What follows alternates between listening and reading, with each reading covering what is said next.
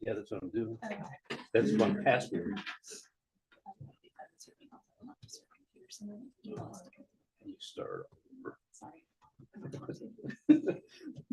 Yeah, very easily.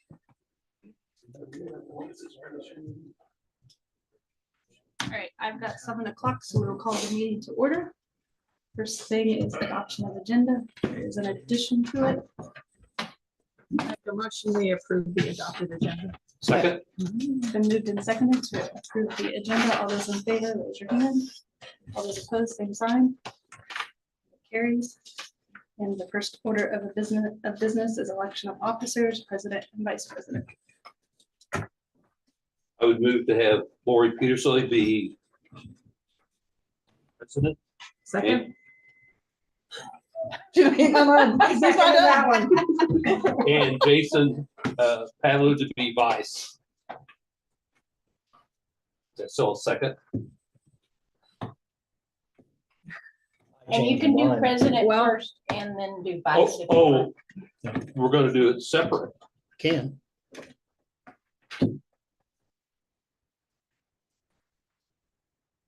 Do president first, please. Start over again. Lori Peterson for president. We have a motion. Is there a second? Second. We have a motion and second. All those in favor, raise your right hand, please. All those opposed, same sign. Motion carries. Floor is open for a nomination for vice president. I would move Jason Pavlou for vice.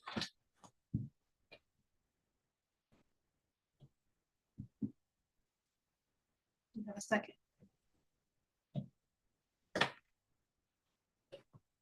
I'll ask one more time for a second. Second it, can I? Sure you can. I'll second it. All right, we have a motion and a second. All those in favor, raise your right hand. All those opposed, same sign. Okay, so there are 3 non-votes. and You 3 have to votes have in four. favor. Sorry, okay. So we that can does vote not again. pass. Can we vote again? No? All I would You have to make another, motion. I would have to make another motion. right, go for it. All right, the floor is open for a motion for a nomination for vice president. I would move to Jason Pavlou for vice. Second. All those in favor, raise your right hand. All those opposed, same sign. I believe it carries that time. Yes. All right, so we have president and vice president taken care of.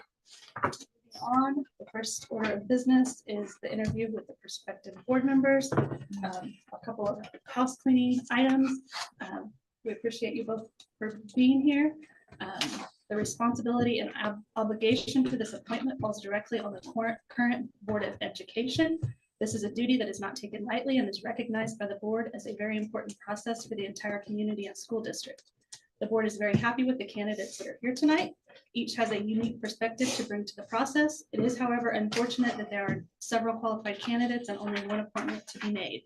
The work tonight will be difficult, and it is asked of all to recognize that the current board is making the appointment in the spirit of fair play by providing a forum for the candidates to have an opportunity to support their candidacy. State statute does not provide a timeline for when an open seat must be filled. If none of the candidates tonight receive a majority vote of at least 4 votes, the open position will remain until a further date. The public is a viewing public, and this meeting is an opportunity for the candidates to respond to the predetermined questions. There will not be any outside questions asked or addressed. And Susie drew ahead of time, so Dylan, for the first round of questions, you will go first, followed by Andrew. I think you guys all have this. I'll go through the procedure. So the names of the candidates have been presented to the board. There is an opportunity for additional board recommendations. If anybody cares to add anything to the list, all board members will have 2 votes on every round until the final candidate needs selected. Then the board members will have only 1 vote. Candidates receiving 4 or more votes will fill the vacancy on the board. Ballots will be counted after each round. In the event that no candidate receives 4 or more votes, the candidates receiving the lowest votes will be eliminated, I assume, because there's only 2 of them. but that doesn't necessarily apply. In each round, the votes will be by ballot and will be signed by each member. The clerk will record and organize the ballots from each round and announce the votes received by each candidate. The length of appointment for the position is January of 2024, leaving office on December 31st. That should be 2025. 2025. Okay, January 2025, leaving office on December 31st. So once appointed, if you care to remain on the board following this year, then you would have to file to run in early June 1st is the June. deadline. June 1st is Filing deadline. deadline and the election will be in November. So all responses to the questions should be no more than 2 minutes in length. Susie will keep time. And she'll call a halt if the responses should run too long. You have the option to remain in the other room if you would like. And as I said earlier, Susie drew to see who would go first earlier. You guys ready? Any other questions about the process? Do we need to address anybody or stand up or just pretty casual? Okay, so Dylan, if you would go first, and then once this question is answered, we'll toss it to Andrew and he'll get a chance to answer it. Then the next question, we'll let Andrew answer first and then you second. Okay. So question number 1, please tell us why you are interested in serving on the Board of Education, USD 303, and give us some information on your educational background, please. Start with educational background. I graduated from Western Plains High School in 2006. Went into welding at the time North Central Kansas Technical College. Graduated there with a certificate, and then the following year I went back and actually was teaching there at the program. And after teaching at the program since 2011, I have served on the advisory board for what is now NCK Tech North Central for the welding department.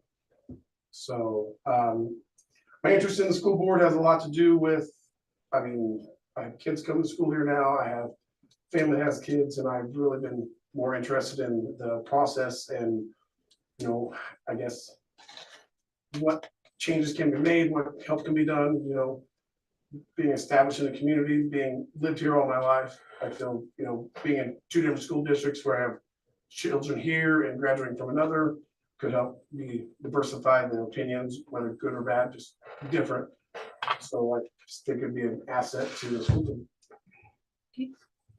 Andrew, do you want to repeat the question or kind of have the I gist? think Give I us your got it. background and then some information on your educational background. I guess I'll do education first. I graduated from City High School, 2001. Went to college, graduated the BA in history from Fort Hays State. In 2011, I went to Wichita State, BA in geology. My interest in the school board, mainly serve the community, try to improve some of the things that,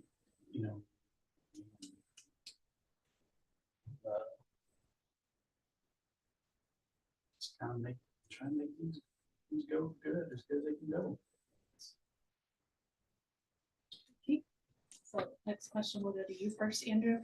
If selected, what specific goals do you hope to achieve? I honestly don't know what the goals are right now, what you guys are working on, so I just probably need to research that first, but say the facilities committee it's been seeing through and it's just that's about it. Just to serve the community in the best way that we see fit, and hopefully give some help to opinion and decisions that are for the community and their constituents. All right, question number 3, we'll get back to Dylan first. In your opinion, what are the strengths of USD 303? There's a lot. I think there's good faculty. There's definitely some good bones in the school. As now we're working on that bond issue, so there's more to be done. But I think that there's good kids and good faculty, probably our strongest suit at this school. And that's high school and grade school. Andrew? I agree that there's some very good faculty members that care a lot about the students. Administration's pretty strong. Seems like there's a lot of continuity year to year.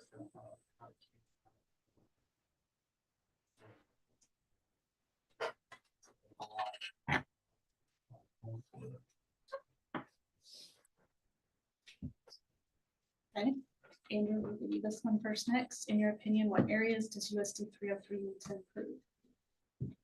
I guess I think some of the testing scores have been improving. I think they could stand it further. Um,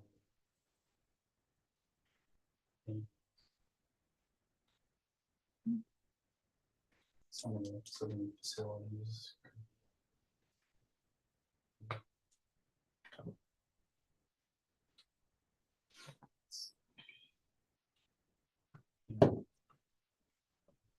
That's about it.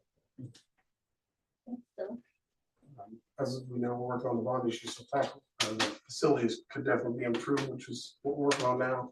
And without being here every day and, being on the board, I don't have a well-rounded opinion on what could be worked on. I don't necessarily have all the information to answer that. Next question. Dylan, count back and forth. Dylan, you first on this one. What do you consider your role to be in serving as a board member, specifically to fellow members, to the superintendent and other administration, to staff, both teaching and non, to students, and to the community and parents? I think that's going to be a learning role right now. I mean, we need to be, for the community and, our outreach for them to be able to come to us, I guess, is part of our job being a school board member. But I know someone like me who's never served on a school board is going to be a learning role for sure to start, so we can, provide a better opinion of how the process works. And, we're really there as, if I'm the right word, but, for people to come to us to, bring situations or ideas or thoughts to the school board as a whole. That's what we're there for the constituents of our school district. Andrew? Can you read that one? Sure, I wondered. What do you consider your role to be serving? I didn't know what I asked. What do you consider your role to be serving as a board member, to fellow members, to the superintendent and other administration, to staff of teaching and non-teaching, to students, and to the community and parents? They role would be to support the administration and the staff as best we can. Be an intermediary for parents and students for the concerns and the constituents of the school district in general. Okay. Next question, Andrew, what qualities do you feel you could bring to the Board of Education? Well, yes. Devotion and some knowledge of some school functions and kind of unified force for improvement. Dylan? Do you want to? What qualities do you feel you could bring to the Board of Education? I think we're both well qualified to fill the position. I think that we each bring different things to the table. I don't necessarily say there's one thing I bring to the table that you guys don't already have. So I could bring devotion, opinion, and I guess that's the best I can answer it with. I think we're strongest if we have all of the seats at the table filled. So with that in mind, are you available to attend board meetings on the second Monday night of each month? And would your schedule accommodate specially called meetings that may be held during the daytime or on evenings other than the second Monday? Yes, I am readily available with my work and being able to come and go as I need. The only issue I have is if work, retains me outside of the district, outside of town, I'm kind of subject to that. Biggest fault. I would say the same thing. I'd be available. Let's call out for.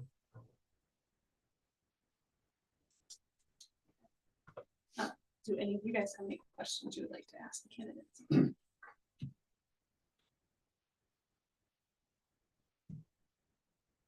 I have some additional questions that are listed here. Do you guys feel like we need to go further, or are you ready to vote?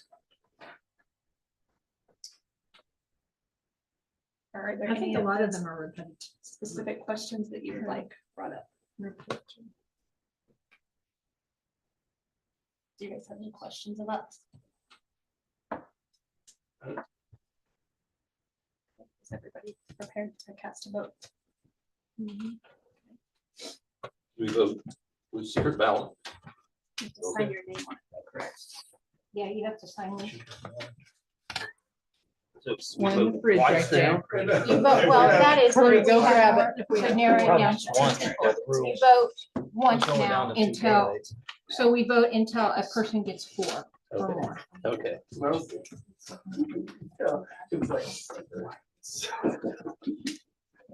Oh. Can't vote for both of them.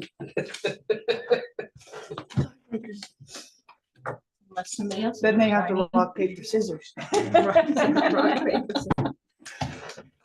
see, right?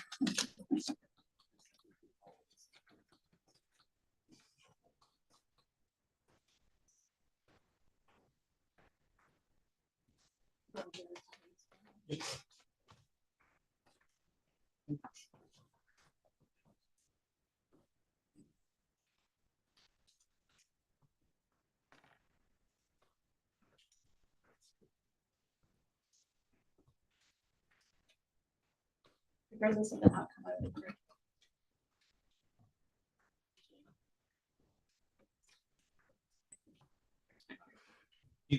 Both are fine candidates, so one of you's not going to make it, so in 6 months, you can fight. And there'll be 4 positions open there. So the next rotation will be me, Tom, Judy, and then. And then- and Russell. Whoever. Yeah. When do you guys sit down and say you're gonna rerun? So we Is that have, in June also? you have to be filed by June 1st. And then voted in. And then it's Go voted forward. on in November, August, well, August. August. Primary. No. We don't primary. We don't here. primary. There's Three of some us. three. Three. One of There- them. You're in There's a the primary, spot. because we don't primary. No, for- Jason was just. Yeah, with me. Those So three that's why I on thought, this wait a spot. second, why is Jason up here? I would second that. So the vote is 6-0 for Dylan Gross to be seated. You accept that?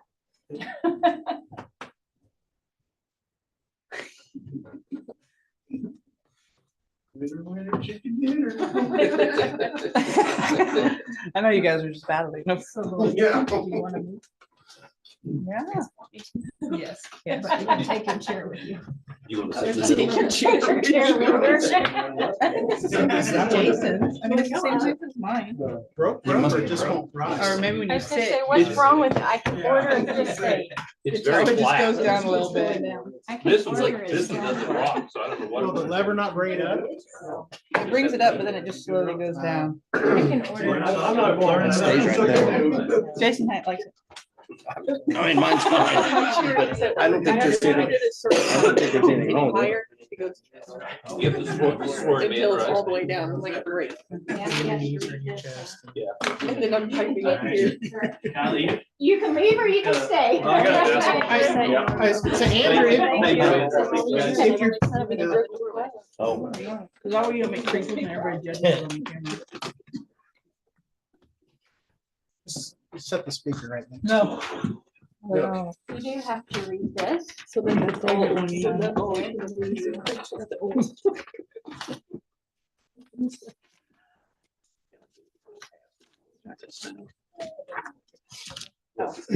It's right there. Caps lock on? Your caps lock might be on. Mine is So I can change your password real quick and if you want to try it. And I'll file that with the. And we will get you a computer and we will get you access. Normally, all of our documents are on Drive, like Google Drive. So, but for tonight, this is everything that's in the Google Drive. And then here, it's also put on the screen. You don't get this is everything that we're going to go through tonight. If you want to come Yes, it would be in Right, sometime. right. Tom.fresher.boe.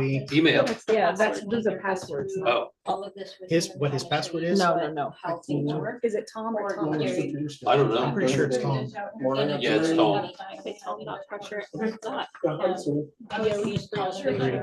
the BOE at USD. You don't sign the email, they'll get to you. I've already done quite a bit, so Yeah, it's yeah, fine. so either one of us. So he was using his password in his email. And maybe that's why. Tonight, we get it all on there. If it's not tomorrow, I might be good. Okay. Tom.pressure.boe. USD33.org.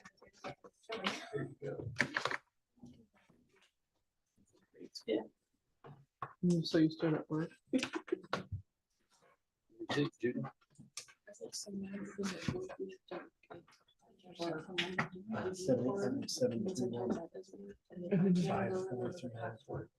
You get it? Yeah, you have to send your email address. That's myself. You got it, man. Yes, you got it. So I should have to do it. I don't know. Not tonight, probably. You shouldn't have to put your email address in again, now that you've got it, Because you have your the icon. Right. You should just have to do your password. Oh, Ours aren't So- updated.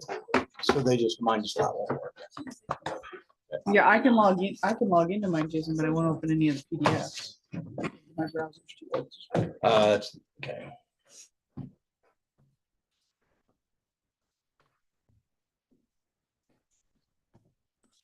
School uses the same computers the rest of the world does. That's facts. Feel free to ask any questions as we go. You can look at my computer. Am I? I don't know how to run it. I think I can sit like someone else. You just switch seats. I'll try to take in a bunch tonight and just kind of see how the process goes. Feel free to ask questions as we go. That's what I do. We don't have any hearing updates. Yeah, it's fine. Okay. No No presentations. presentations. Okay, we'll move on to Agenda. consensus items. As much as it is. I have a question on the presentations. Are we not hearing from the FFA? Like from the kids anymore on the trip, since she missed the second meeting that she was supposed to present at? Or did I miss? No, they Did I miss that? didn't come. They never showed up. Okay. I was just wondering. Which trip are they going on, McKenna? The spring trip. That spring trip To- that she, This is Texas is where they were headed. Amarillo, I think. Yeah, yeah. Usually comes Would you after like them? meetings. to come. I mean, I can do that. Well, I just don't, I didn't remember her coming in the second time. She didn't. I think I think because the it's first an time- out-of-state trip and our practice in the past has been for them to come present, we need to follow the Yeah. same Yep. practice. Yeah.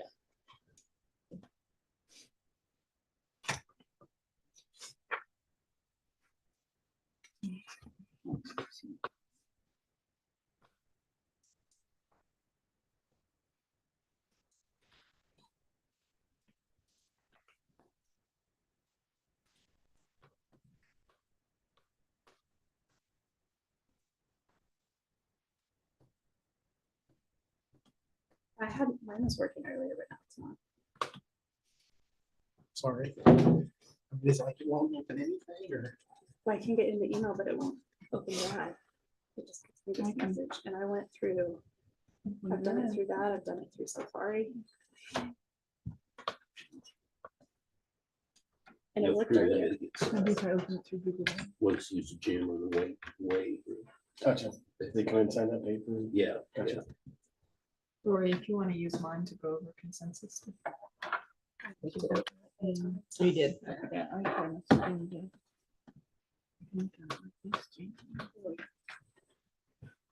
If you're having problems, you might switch to the restricted Wi-Fi. That might be what part of the problem is with some of you. Is everything open? Yeah, Yeah. I don't know why it was blocking on the Wi-Fi, but.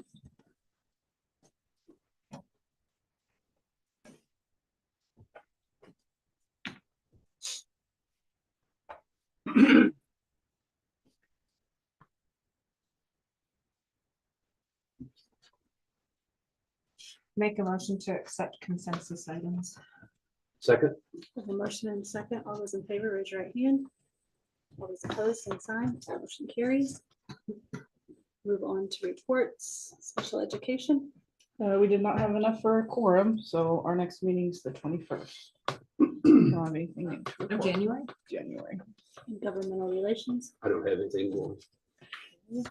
Mr. Fox is not here tonight, so. Mr. Reinhardt. Just a handful of things. I texted you all a couple of times about the air handler for the auditorium. Sprung a leak over break, drained all the water out of the boiler and shut itself off. Jack and the crew went in, thought they had it isolated and shut off. Refilled the boiler, turned the pump on, and it blew an even bigger hole. Basically, the coil on that air handler is completely gone. If you walk through that hallway and look up, you'll see everything on the north end is all the ceiling tiles ruined. We dumped a bunch of water in the hallway. Got P1 out, got everything shut off, so heat's back on except for in the auditorium. Last time I took a temperature, it was about 40 degrees in there. Now granted, we don't have any water or anything in the auditorium, so I'm not necessarily worried about things freezing in there, but it's definitely chilly. So it makes it awful hard to use for anything. Gosh, with the cost to fix anything right now, it wouldn't surprise me if that's a six-figure job. Of course, it's not just an easy fix. When they put those things in, they build them in place and then you build the piping around it. So you can't just go in and take an old coil out, put a new coil in for a multitude of reasons. You're either cutting pipe out or you're cutting a hole in the wall to get the old coil out. And air handlers old enough, they don't make those coils, so it's going to have to be specially made. So I haven't gotten a price yet. P1's still trying to put together some way to get it up and running. I'm guessing probably the easiest and least expensive is going to be to reroute pipes and put a coil within the actual ducts to be able to heat and cool the auditorium side. I can't imagine that's going to be cheap. So then it basically comes down to you put a bunch of money into something that we hope we pass a bond to fix the right way, or do you go without heat and cool in the auditorium? We'll talk about facilities improvement here in a little bit and kind of where we're at on that, but I don't have an answer as far as when and if we'll get that up and running and what it's going to cost. I'm just pretty sure it's going to be pretty expensive. With that in mind, we've got the spelling bee scheduled for Wednesday. I can't by any right means put a bunch of kids and a bunch of adults in a room that's 40 degrees. So we're going to move the school spelling bee to the elementary library. We sent home messages, notes with the kids that are actually participating, the 20 kids that are participating on Friday, so that those parents know they can bring up to 2 people to observe and watch the spelling bee. We'll just have to kind of do it that way for now. Worked on winter benchmarks, our assessment testing over break a little bit, broke it down a little bit. We've got our in-service on Monday. Staff will work on that a little bit in the morning to finalize it. We don't have the dots up. That's what the staff will be doing as far as that winter benchmark, but give you an idea of kind of where we're at. Look at our fast bridge math scores. Elementary, as far as our winter benchmark, 70% scored on grade level, 79% showed growth, and 13% showed extraordinary growth. At the junior high school level, 66% on grade level, 51% showed growth, and 5% showed extraordinary growth. And then Fast Bridge Math District wide, 68% on grade level, 66 showed growth, and 7% showed extraordinary growth. We look at the Fast Bridge ELA reading, elementary showed 65% on grade level, 83% showing growth, and 12% extraordinary growth. Junior high was 63% on grade level, 61% showing growth, and 5% extraordinary growth. And then district-wide, 64% on grade level, 73% showing growth, and 8% showing extraordinary growth. So things are looking good. There'll be a lot of green.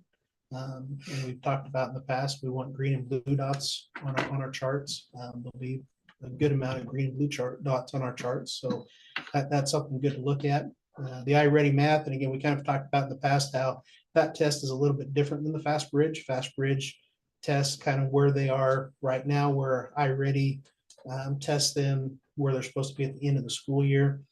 But on the iReady Math assessment, elementary showed 43% on grade level, 85% showing growth, and 44% showing extraordinary growth. So what's nice about that, you've got a lot of kids jumping up a grade level or whatever, or moving a lot. Junior high was very similar, 48%, and that would just be 7th and 8th grade, 48% showing scoring on grade level, 75% showing growth, and 34% showing extraordinary growth. And then district-wide, those numbers are 44% on grade level, 82% showing growth, and 32% or 42% showing extraordinary growth. So some good winter benchmark numbers, moving in the right direction. Just preliminary looking over it, probably one of the biggest concerns that I have looking at our local assessment data is our ELA scores. We've kind of plateaued a little bit. So we'll have some conversations with the staff of why we may think that is happening, and make sure that everything we're doing is moving kids in the right direction. And then the other thing I have is the Power School breach. Power School, something happened, someone got into Power School, corporate, and messed around. They hacked their system. All of our information shows that they did not access any of our information. So everything's been locked back down. So I believe we're all okay there. I don't think any of our data was stolen or done anything to.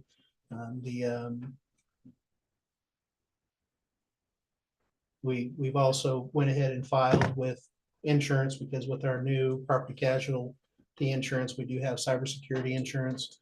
So we turn in the paperwork to them just in case something does come up and something was taken or hacked or whatever. But it looks like we're fine. All of our logs show that no one accessed our Power School data during that breach the Power School corporate has found. So that is kind of where we're at right now with that. Tom went home ill today, and that's why he is not here. I would like to talk about the coils a bit. Where are those coils located at? So this is the air handler. So if you go up above the gym, in the high school gym, the two doors on the west side. So they're up in that storage room, Yeah, up yeah. in there. So there's an air handler on the north side that does the hallway and the auditorium, and there's one on the south side that does the gym. So did they break, or did they get too cold, or what? I don't know. I know that I'm guessing from age, a leak occurred. And then that leak drained all the water over time out of the boiler, and then that shut off the heat that the high school was on, as far as the portion of the high school that's on the boiler. With no water in there, the boiler shuts down automatically. I don't know. I doubt that it was simply got cold to start with. I don't know that there would have been any water in there to freeze after the water drained out. And I don't know that cold in there, but it had water drained out, heat shut off. I don't know if when we refilled and repressurized if that wasn't enough of a hit to make the coil even worse.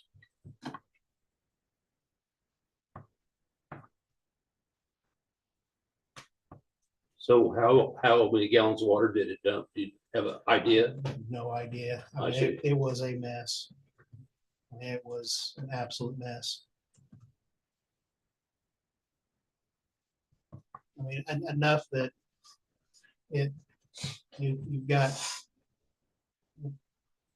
bad ceiling tile all the way across that hole now. The width of the hole. So after they had the leak, they started up again to find the leak. Is my understanding that No. right? No, they thought they had it isolated, so they thought they had that air handler shut off and shut off the water to it. But they and- didn't. And apparently they didn't. When Of you course, say They, you mean our our, custodial staff? yeah, our maintenance staff. Now, of course, when you're dealing with something that's 60+ years old, just because you turn a knob on it doesn't mean that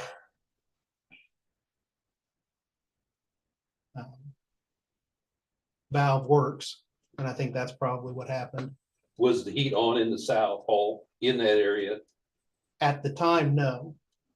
But I couldn't tell you for sure when it actually shut off, but over the course of Christmas break, enough water had drained out of the leak that was there to start with, that it shut the boiler off. Security feature. Because it almost sounds to me like there wasn't any heat and the thing froze. It could have, Okay. but and I don't know. To me, it wasn't that cold in there.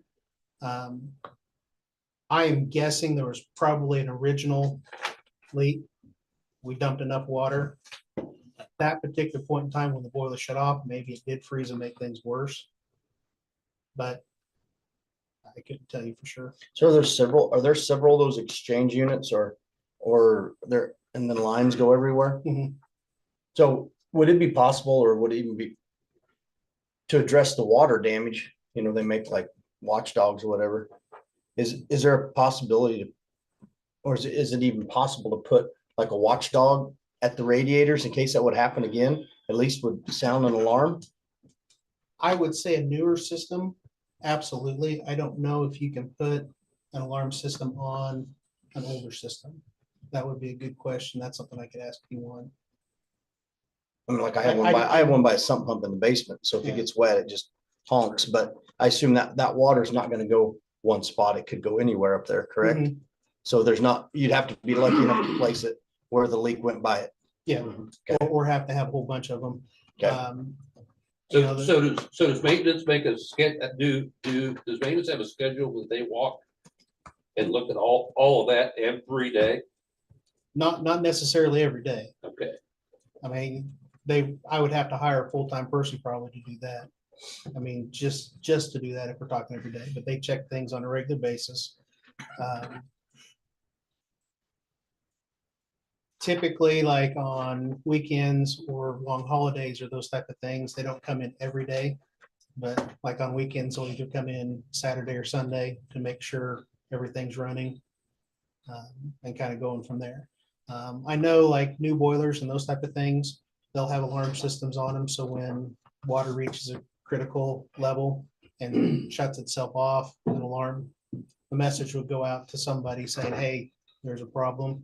I don't know if it's possible to put something like that on these old systems. Do you feel like the staff we have in place has the knowledge that they need to take care of these systems? Absolutely. Jack is about as knowledgeable as they come. And not only that, he's very eager to learn. So, his background is very, very much tied to construction and those type of things. So he understands how a lot of these things work. When you start delving into specifics of a boiler system, those type of things, we've had P1 come out no different than we've done with everybody else and show them ins and outs and how to fix things. Well, that's and what I was what have getting you. at, is if there was any need for additional training for the staff. Yeah, that we have in place. and we've kind of been doing that as time goes around. It's just expensive to bring those guys out. So typically, if we're bringing Neil is our guy from P1 that comes out, if we're bringing him out for something, service or whatever, Usually Jack is by his side learning how to do that, so we don't have to pay Neil to come out the next time.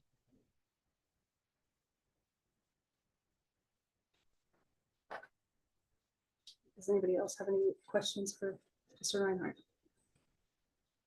Not moving along, board subcommittee, it looks like there's a meeting scheduled for January 20th at noon. Does anybody have anything specific they would like those board members to address with the staff or? And Dylan, this is a group of 3 board members that a few times throughout the school year meet with the staff without administration present. January 20th at noon. Is it Oh, okay. randomized, what, 3 or just? No, we did That's what switch I it when we started Thought this, it what, a was like couple last years ago? So that's next And Monday. at that time, it was me and Jason and Judy. And then I stepped down. I moved over to negotiations and some of those things. So I stepped down from that here a year or so ago, and McKenna took my spot on it. So it can only be 3 board members for it not to be considered a meeting. So if there's anything specific that you ever want, as they have those meetings a few times, usually around the time school starts and then around this time of year, and then again at the end of the school year, unless the staff requests anything in addition to that, is kind of what we've been doing. And a meal will be served on Monday, so I'll have something to eat while you talk to them. And that'll be in the high school cafeteria. I'll call, there's a possible one, you're gonna be driving to Indianapolis. I'll call, I'll know by Sunday. So if one's gone, you guys just pick someone else to do it, like it has to be 3? Yes. It doesn't have to be. Typically, we have replaced. We haven't. You haven't, okay, I didn't know how it replaced. was. Yeah, there's So- been times when there's only 2 of us there. I don't think there's ever been a time that it's been less than 2. And typically the staff brings whatever concerns they might have for the board. And the board just kind of listens, inquires, whatever, asks questions as they see fit. And Susie takes notes. Yes, yeah. Sounds good. And then they'll present whatever was discussed at the next board meeting for the rest of us. Okay, if nothing else on that, let's move along to unfinished business. 10.1 facilities improvement bond issue.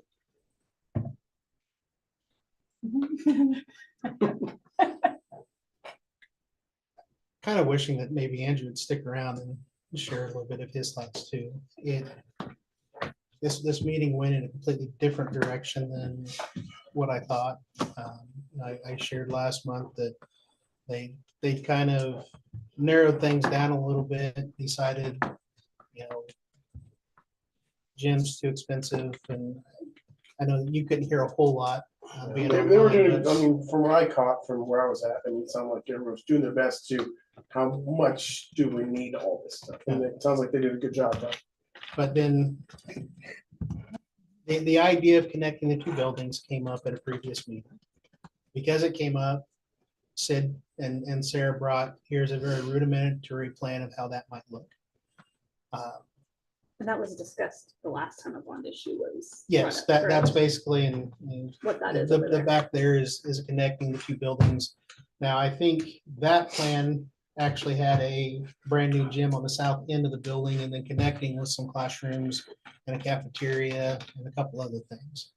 So what the committee, Sid and I were kind of laughing before anybody else got there about this idea.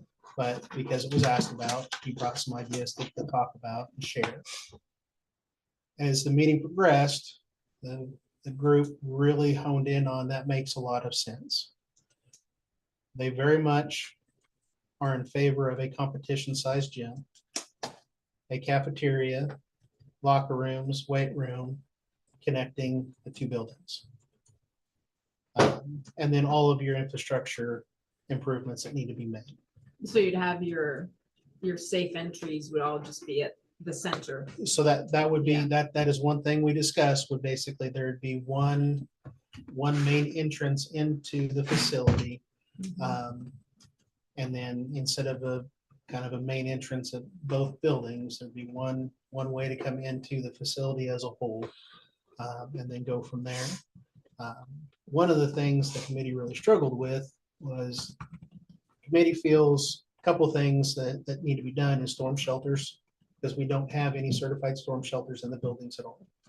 Um, the problem with that is it's awful hard, almost impossible to turn a existing room or anything into a certified storm shelter. So one of the things that we've talked about is building a new kindergarten classroom, a little bit bigger room for what we do in kindergarten, and that becoming the storm shelter for the elementary school building. Well, the price tag for that room is $1.2 million. So the concern with that is you're building one room that's going to be that expensive to provide us with a storm shelter. Why not throw that into a room that connects the two buildings and have one big storm shelter for the entire district? So that was one of the arguments.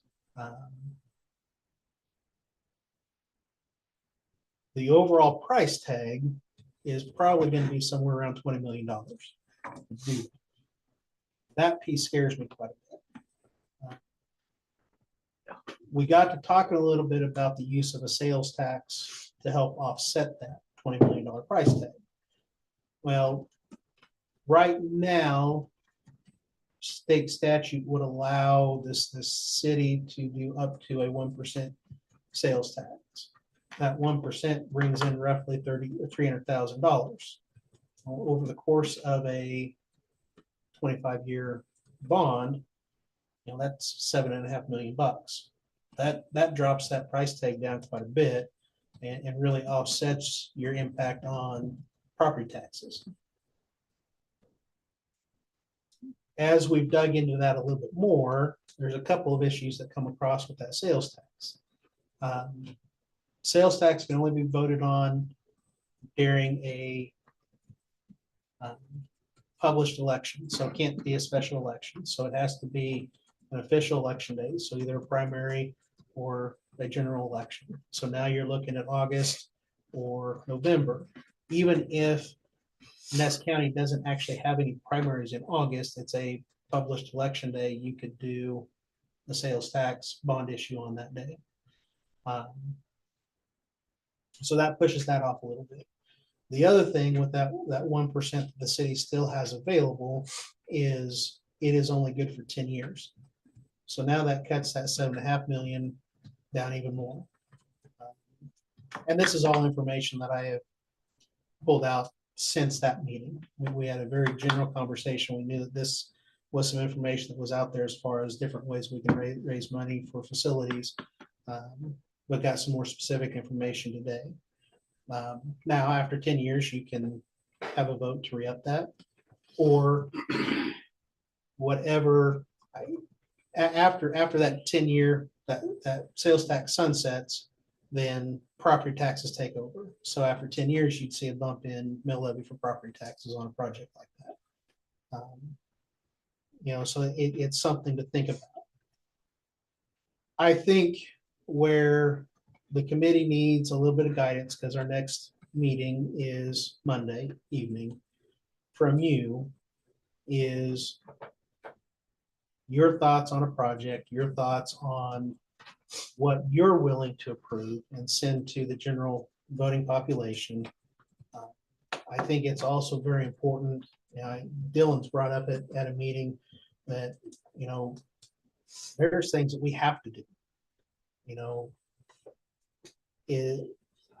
It's never going to be cheaper to do the other things than right now. This project, I think, was right around $16 million, and we're not doing near what that project was, and now we're at $20 million. So if the general public feel that we'd like to have a nice big gym, because there's really no way to fix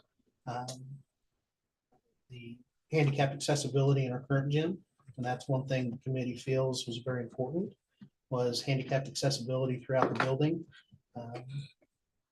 There's really not a way to do that in our current gym. So the only way you really fix it is by building a new gym and then having a gym that you can host all your postseason events and those type of things at, and little kid stuff and those type of things. If the thought is, as a board, there's not enough votes to even put that on a ballot. I think the committee needs to know that. If there's a price tag as a board, as a consensus, feels we can't go over this dollar amount, I think the committee needs to know that. As we look at time frame, your next question is setting a special meeting for the week of January 27th. At that meeting, the committee will present what they feel is the best possible plan moving forward as far as a project. Discussion that evening, any adjustments by what you guys feel looking at that plan would happen there. And then if we are truly looking at the first week of May for an election, the February 10th regular meeting, you would have to approve that time-wise. So like I said, this last facilities meeting kind of took things in a slightly different direction than where we were the meeting before. So I guess I need feedback so I can tell the committee, you're gonna have to do this, this, and this, or The $20 million gym and room and all that right here in between the schools, did that go to addressing roofs on the other two existing buildings Yeah, and like boilers? just so. all that was gonna be That was close to almost 10 $10 million. million. Yeah, it was like So- out So over that's 8. included in that, but that's like, Mhm. because that was the priority, is the infrastructure, stuff. like the toilets, what was the other thing? The heating, cooling Yeah, system, all your roof, HVAC.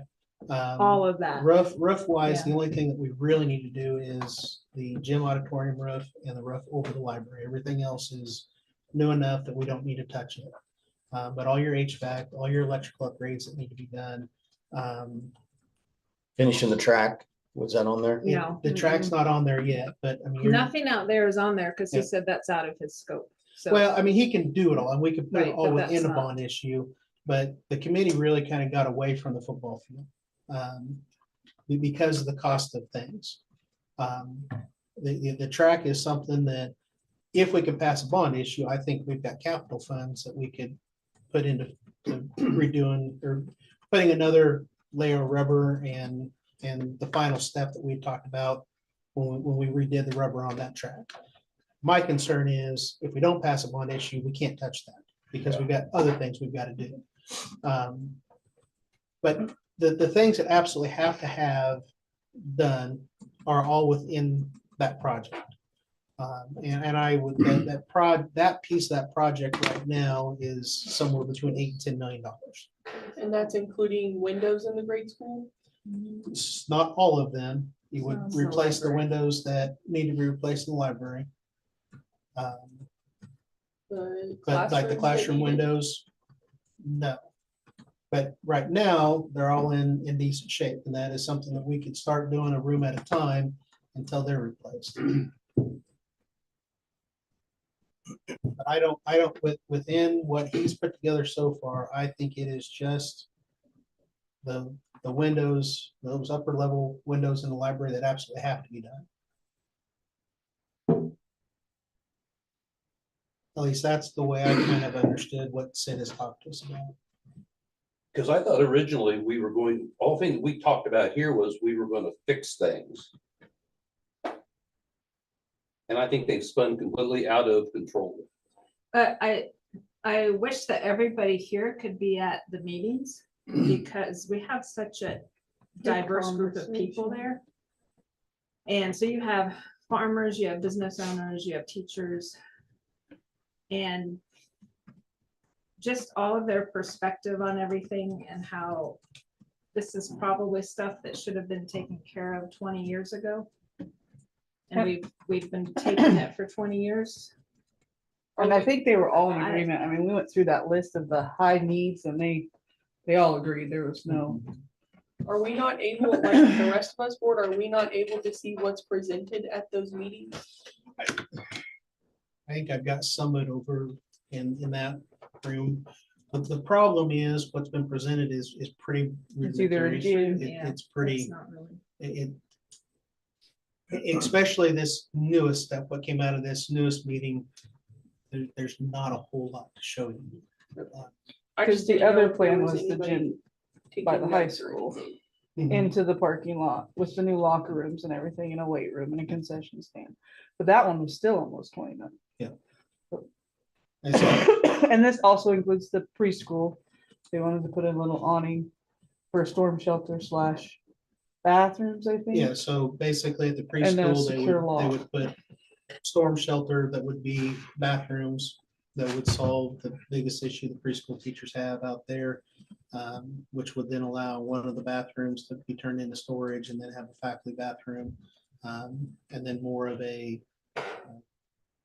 actual entrance into the building, secure entrance type of thing.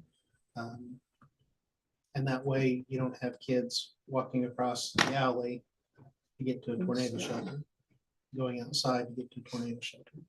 Does this high price tag plan, I guess I'm curious, the old part of the grade school that we really don't use much. Does that just still sit there and keep being not used, or does that do anything to those spaces? Where the committee kind of went was Sid had some things kind of to update those classrooms and those type of things. Of course, it addresses the HVAC, the electrical, all the infrastructure stuff.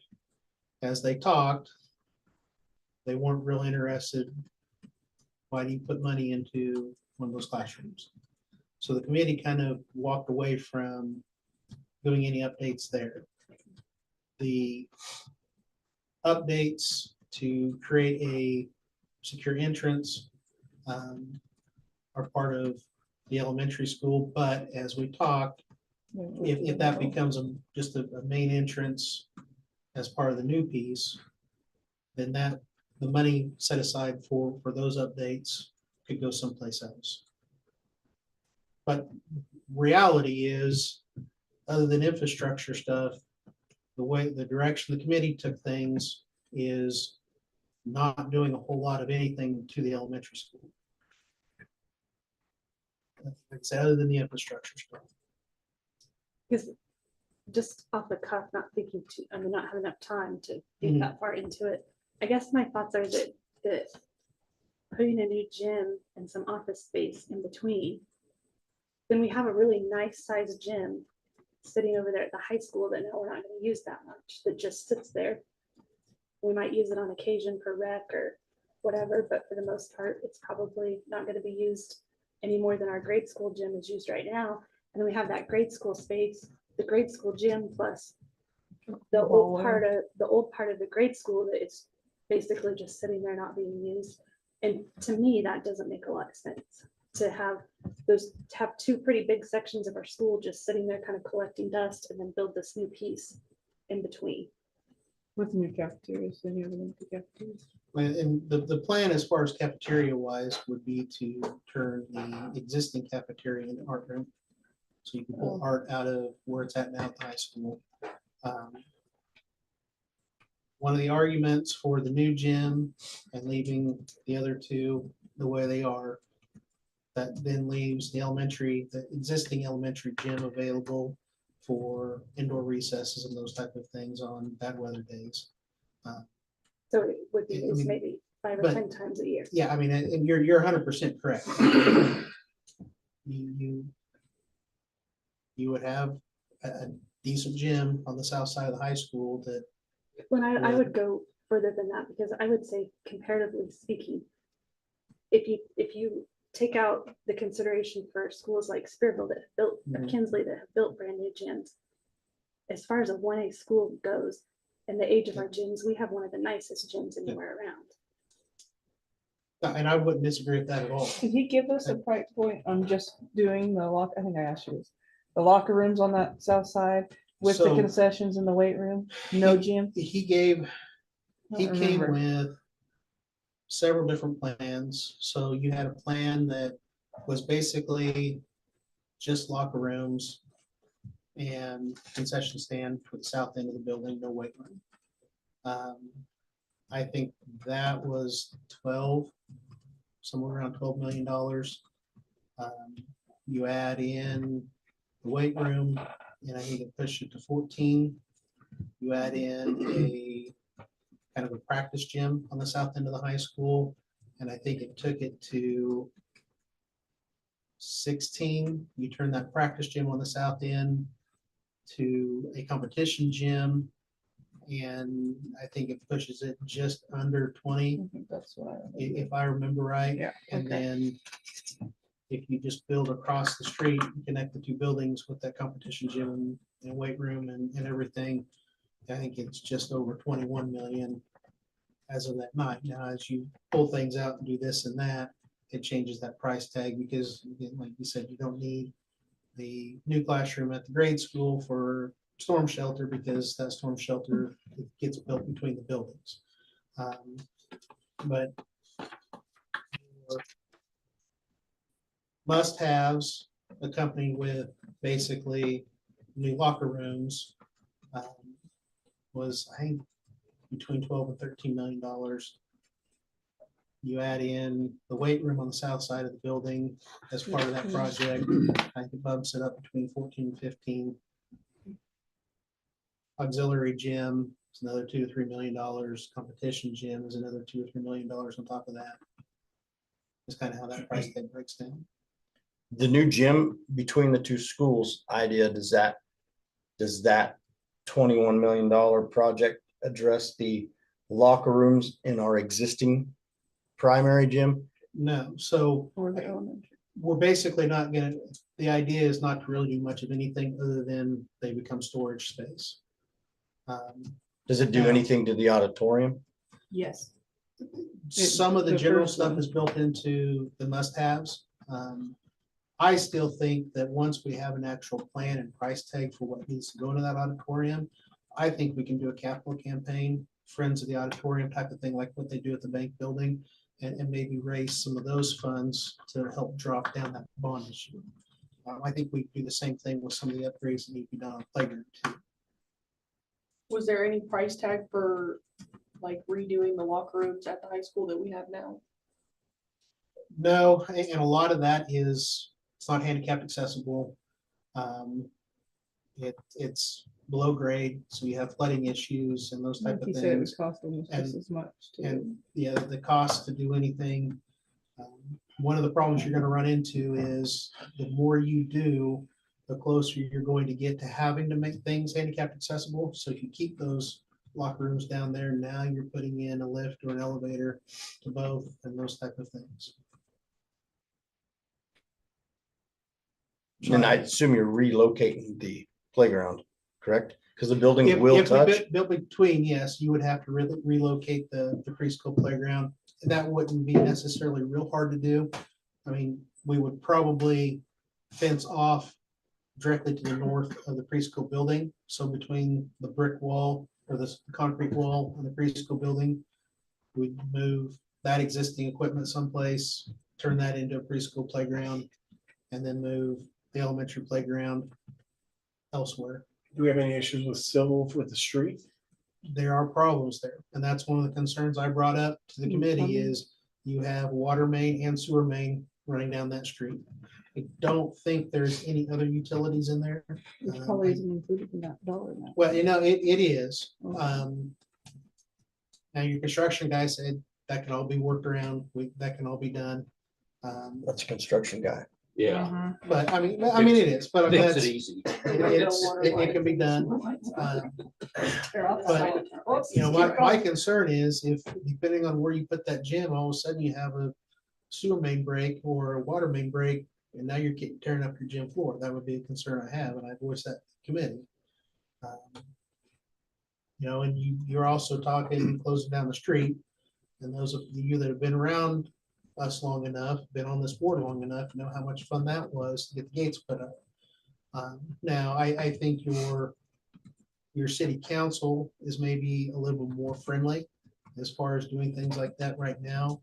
And I think they would probably stick with what they kind of told us in the past, that if a project like this passed, that's the voice of the voting population, that they want that street closed, the city council would close it. Now, I haven't had that conversation with the city council, other than some quick conversations with Ann. But that is another thing you got to take consideration too. You could pass a bond issue to build between the two schools, and the city comes in and says, we're not closing that street. And I don't know I don't know that you'd have recourse to do that outside of a lawsuit. And I don't know that we'd want to go down that path either. Did Sid bring up an idea of putting the ADA, like that wall of the gym on the, no, it's not south side, not towards the, but like opening that, yeah, to putting That's what I was gonna ask. ADA seating I've never there. heard anything about that. I thought that was like, but it didn't get talked about too much, No, but I thought, I think it was something that he and I had talked about. I don't know that we never necessarily talked about it in the committee. About basically extending to the east. yes, yeah. Putting Back- in back some locker behind rooms and some and- small ADA seating. Yeah. I mean, Or even the there- ADA, and if you extended the locker rooms onto the other side. that was one of my original thoughts, I thought it was But at the it's beginning, but something then I that- think it, that Sid went in a different direction.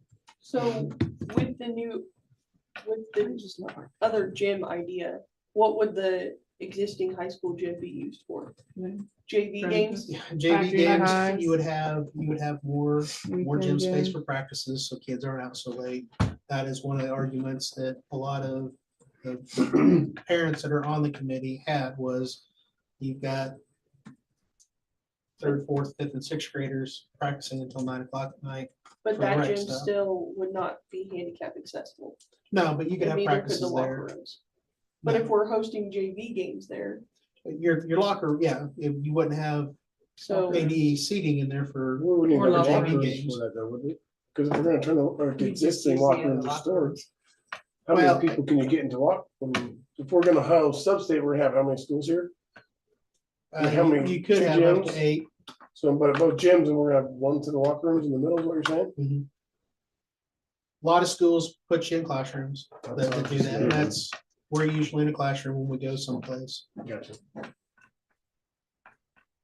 But no, it wouldn't address handicap accessibility like that. One of the things that was talked about, because this meeting was right after the game in Dayton, so what Northwest Kansas League does to that is, empty hallway.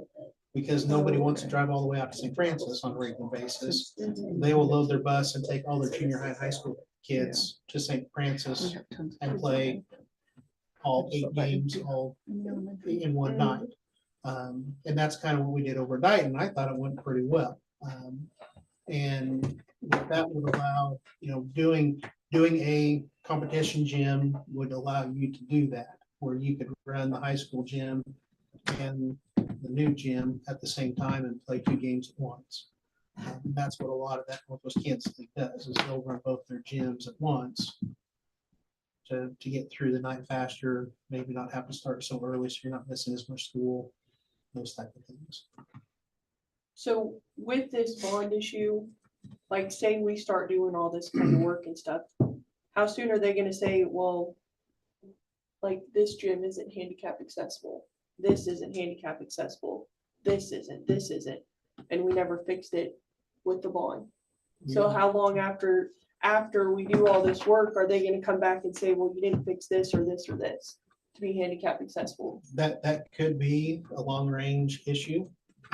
I don't know that current ADA laws would change in a manner that would force that to happen. Now, once you hit a certain percentage of a facility being upgraded and physically changed, you are forced to upgrade everything to handicap accessibility. Now, for that gym, you don't have handicap seating, but the gym itself is accessible. Mhm. So you're kind of walking a fine line there. Because like that percentage, I mean, adding on the gym, classrooms and all, locker rooms, cafeteria, are we gonna be close to that percentage where they're gonna be like, the rest of this stuff has to be fixed? That's a good question. And Because what that $20 amount goes yeah, way up after that. through the roof really fast. What I don't know is because you're building something new outside of the footprint of the facility, if that percentage counts towards that. So even if you build on the south side of the high school, because that's all new construction and not within the original footprint, whether or not you then have to make everything else accessible. My guess is we don't with the plans that they came up with, because that is something that Sarah as the architect and Sid as construction manager would know the laws on that, and they wouldn't present something that wouldn't have to include those issues. Now, I would like, me personally, I would like to know the cut and dry answer to that from them. Because I mean, if it is, yes, we do have to upgrade everything else, then the committee Right. needs to see that information also. absolutely. I will tell you, in all the plans, they all include work to make existing bathrooms ADA accessible. That was one of the must-haves. So that's all worked into that. So you've got plans to make the current bathrooms in the new part of the elementary school handicap accessible, and plans to make those the men's and women's restrooms there next to the high school office handicap accessible. So the rest of the high school is technically handicapped accessible. There's just not handicap seating in the gym. Mhm. So that might be what they're saying is, I mean, that would then make it ADA compliant. You technically have a ramp, an ADA accessible ramp into the elementary school on the new part. So that makes it ADA compliant. Technically, there is a lift that will take you to the gym floor in the elementary school, so it's technically ADA compliant. One of the things that is in the plans at the elementary school is to build a ramp in the east hallway of the old part that would take you to the gym floor in there. And that is one thing that is in the plan as part of the non-negotiables. So I will get that information as far as what would be required to make sure that we're doing. But I think that a lot of that has been built into the non-negotiable piece. It's what he is struggling with, what him and Sarah are struggling with, is finding a way you could literally, or you can make the current high school gym have handicap seating. You're essentially asking us as a school board to give a blessing for a $20 million bond issue, or say, hey, we need to be closer to this range, is kind of what the question is. Yeah. So, I mean, what do you guys, I mean, do you think the public opinion is gonna be? I mean, $20 million bond issue might get. This is kind of like the bill they passed in Congress a few years ago. You're asking us to okay something, and I don't even really know what it is yet. Well, and we're Can't not see necessarily asking okay, it's more of feedback so that they can come to you with a plan that last week in January, that then you can bless that, or you can give more feedback to it that particular. Can you point in time. explain can you go over so this will be a how many year bond and how many year sales? Because now we're talking the possibility of a bond and a sales tax issue. Now, and that's going to be a one vote thing. Or that'll be a vote on the sales tax and a vote. It'll be a on the bond? separate vote. So, yeah, it'd be two questions. Essentially, depending on how you write the question on the sales tax, the community can pass a sales tax that is for facilities improvements at the school, not necessarily tied to bond issue. And then that money would come to us, and we can use those funds to make improvements, if you write the question correctly, okay? And that would be how long of a sales tax? So hike? the max you can do with what the city's statutory rights are is 10 years. Okay. The bond issue is going to be somewhere between 20 and 30 years. You know, and just like taking out any loan, you know, the longer it is, the smaller your payment is, so the smaller, or the smaller the mill levy is to pay for that each year. You know, I'm trying to think. If I remember right, that $21 million project at 20 years equated to $24 a month on $100,000 home. Somewhere around there. The SID's comment was, that's a little high and will be kind of hard to pass. Well, that would be without the sales tax. If you add the sales tax on there, that drops it below $20 a month. So for a landowner, would it house. equate the same for $100,000? No, It's a whole different actually, scenario. yeah, it's a whole different The farmland scenario, and it's was different. actually, you know, for a piece of crop ground or pasture ground that's worth $100,000, it'd actually be quite a bit less than that $20 a month. Because I The way think the to figure sales that out. tax to the residents in that city is totally unfair. It's Because they're the the only Ness ones County. paying for it. It's the Well, county. that, No, no, just the no, city. it is just But city? here's the no, thing, it's, Yeah. it's just it's just, city. just the city. It's just Okay. city, and only like a people district. living within the city limits can vote on it. So Okay. there's actually different ballots would be put in front of you. If you live within the city limits of Ness City, you can vote on the Yeah. sales tax. If you live outside the city limits, you can't vote on the sales tax. Because What- everybody outside what- would vote for it. What my argument would be, though, is sales tax is actually more fair simply because it's not just us living in Ness County that are now paying to make improvements to our school. It's anybody that comes into Ness County and buys, or Ness City. It's and not buys only the something. people that own So- property and land either.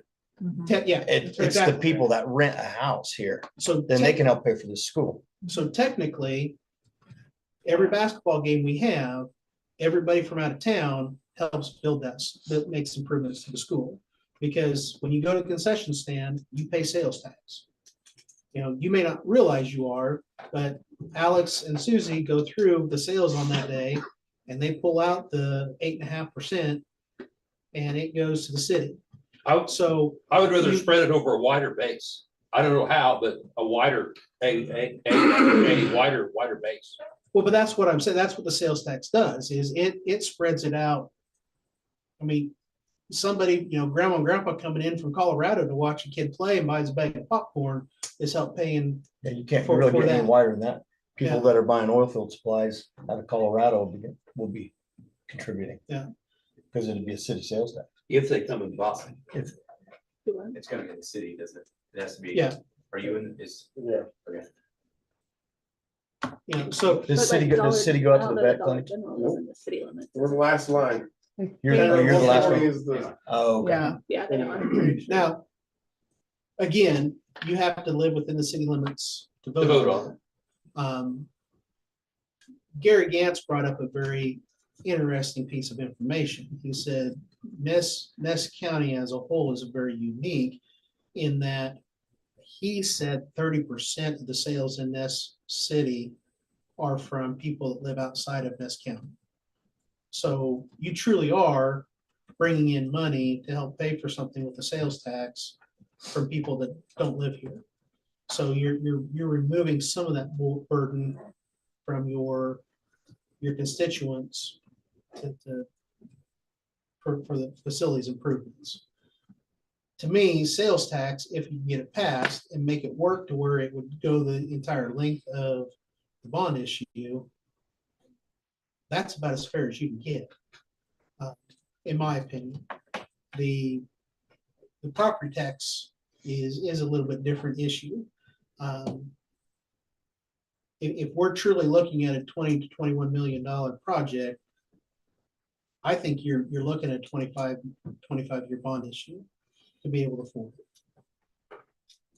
Now, again, were these, is this a two-part bond issue then? The Yes, city sales tax was for facilities improvement, and then the bond would be for, let's say the new gym or whatever, So- however, that, The way you would write the question is a bond issue for all the improvements.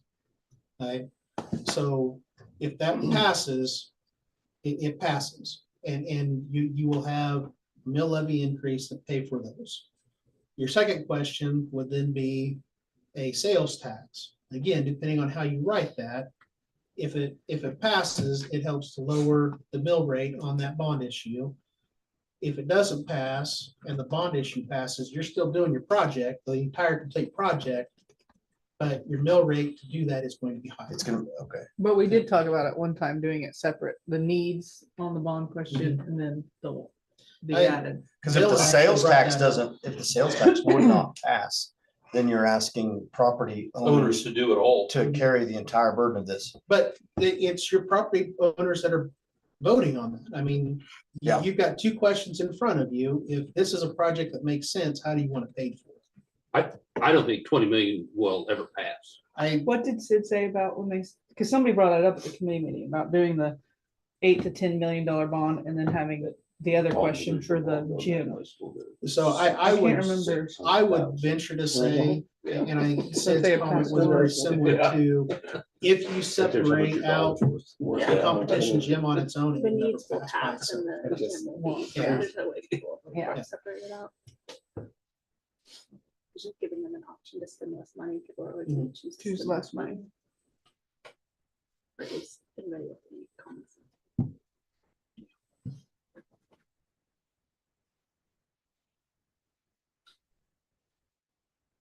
So in that case, if the city sales tax would pass and then the bond wouldn't pass, then we would, so then the school district would still bring in money from the sales tax for 10 years to use for our facility?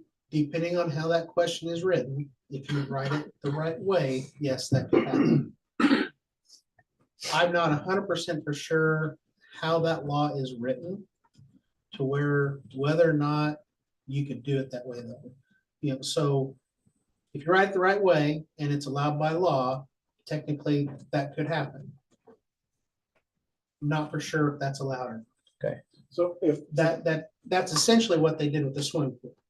That 1 cent or that 1% tax they levied for the swimming pool was technically for infrastructure improvements in the city. And then they used funds from that for the swimming pool. Did it didn't stop it at the end of the term. They did it again. Well, my understanding is, so the city has the statutory authority to do 2% that does not sunset. So the city has that. They have done their 2% that does not sunset. Everything else they pass beyond that has to have a 10-year sunset. Does that make sense? So right now, the city has a any taxing authority, so the city or the county can raise up to 2% in sales tax. Do they have Without a another sunset. 0.5% that they're doing for 10 years? Not that I'm aware of. Okay. But I think state sales tax is 6.5%, and then the city has 2%. Those two don't have to sunset, if I remember the law correctly. And then anything that they raise sales tax wise after that can only run for 10 years. And then it either has to be voted on to be renewed or it just falls off. Doesn't the city council have to approve our sales tax? So the city council has to approve it going on a ballot. And then the voting public votes for that. well, the one that just passed 1% could go to city infrastructure. Does that not include the school? Technically, the city could hand that money over, but You I don't don't know need that it. she would be able to get that out of there. Yeah, I would agree. Essentially, the city would have the authority to really do whatever they want complicated. to with that money. The way their question was given. I don't even carry the brunt of this whole thing. Very sketchy. And the For what other I make, question is, what about, this is only a city bond issue? that's It's not worst case just- scenario. No, so it is the bond issue itself, so anything dealing with the mill levy increase would be voted on across the district boundaries. Right. So that piece would be voted on. Right, the sales tax in the city, right? City would just be people that live within the city limits of Nestle. And here's a rough question, which I've asked before, is what happens to the out of district kids then? Because we have a lot of out of district kids that come to our USD. Those Is there- people don't have to pay anything. The book fees will double. Well, I didn't know. I mean, I'm not saying you want to, I'm just saying that if everyone's paying this much more, and you got, I mean, I bet it's more than you think, it could be It's a high 10%. percentage. Especially in the high It's more than 10%. So I'm just saying, like, why don't we get their 10%? I don't know how you would or what, that's a question for, Legally, you can't. that's. With the newest laws, the open enrollment things that have passed, we can't charge those kids any more than we charge our kids. Gotcha. Okay, so what do you need from us? Just somewhat of a consensus on What amounts of? where you're at money wise, what you want to see in the project. I mean, if the consensus of the board is we won't approve a brand new competition sized gym, then the committee needs to know that so they can rethink and bring to you, something that is somewhat stomachable, that with a couple little tweaks going into the February regular meeting that you would put on a ballot. I guess I'm curious what the thought process was that the competition gym became the priority. Yeah, you Because have we to have, did give them our list already of like our highest priorities. And they went through all those. So I And- think and the that's- the vast majority of those are in your must-haves. I'll defer to Judy's comment that it is a very diverse group of people. It really surprised me that it went the direction it did. And it really surprised me that it went the direction it did at this last meeting yeah, 'cause after I the thought conversation we took had the that meeting out, before. Yeah, So I don't know.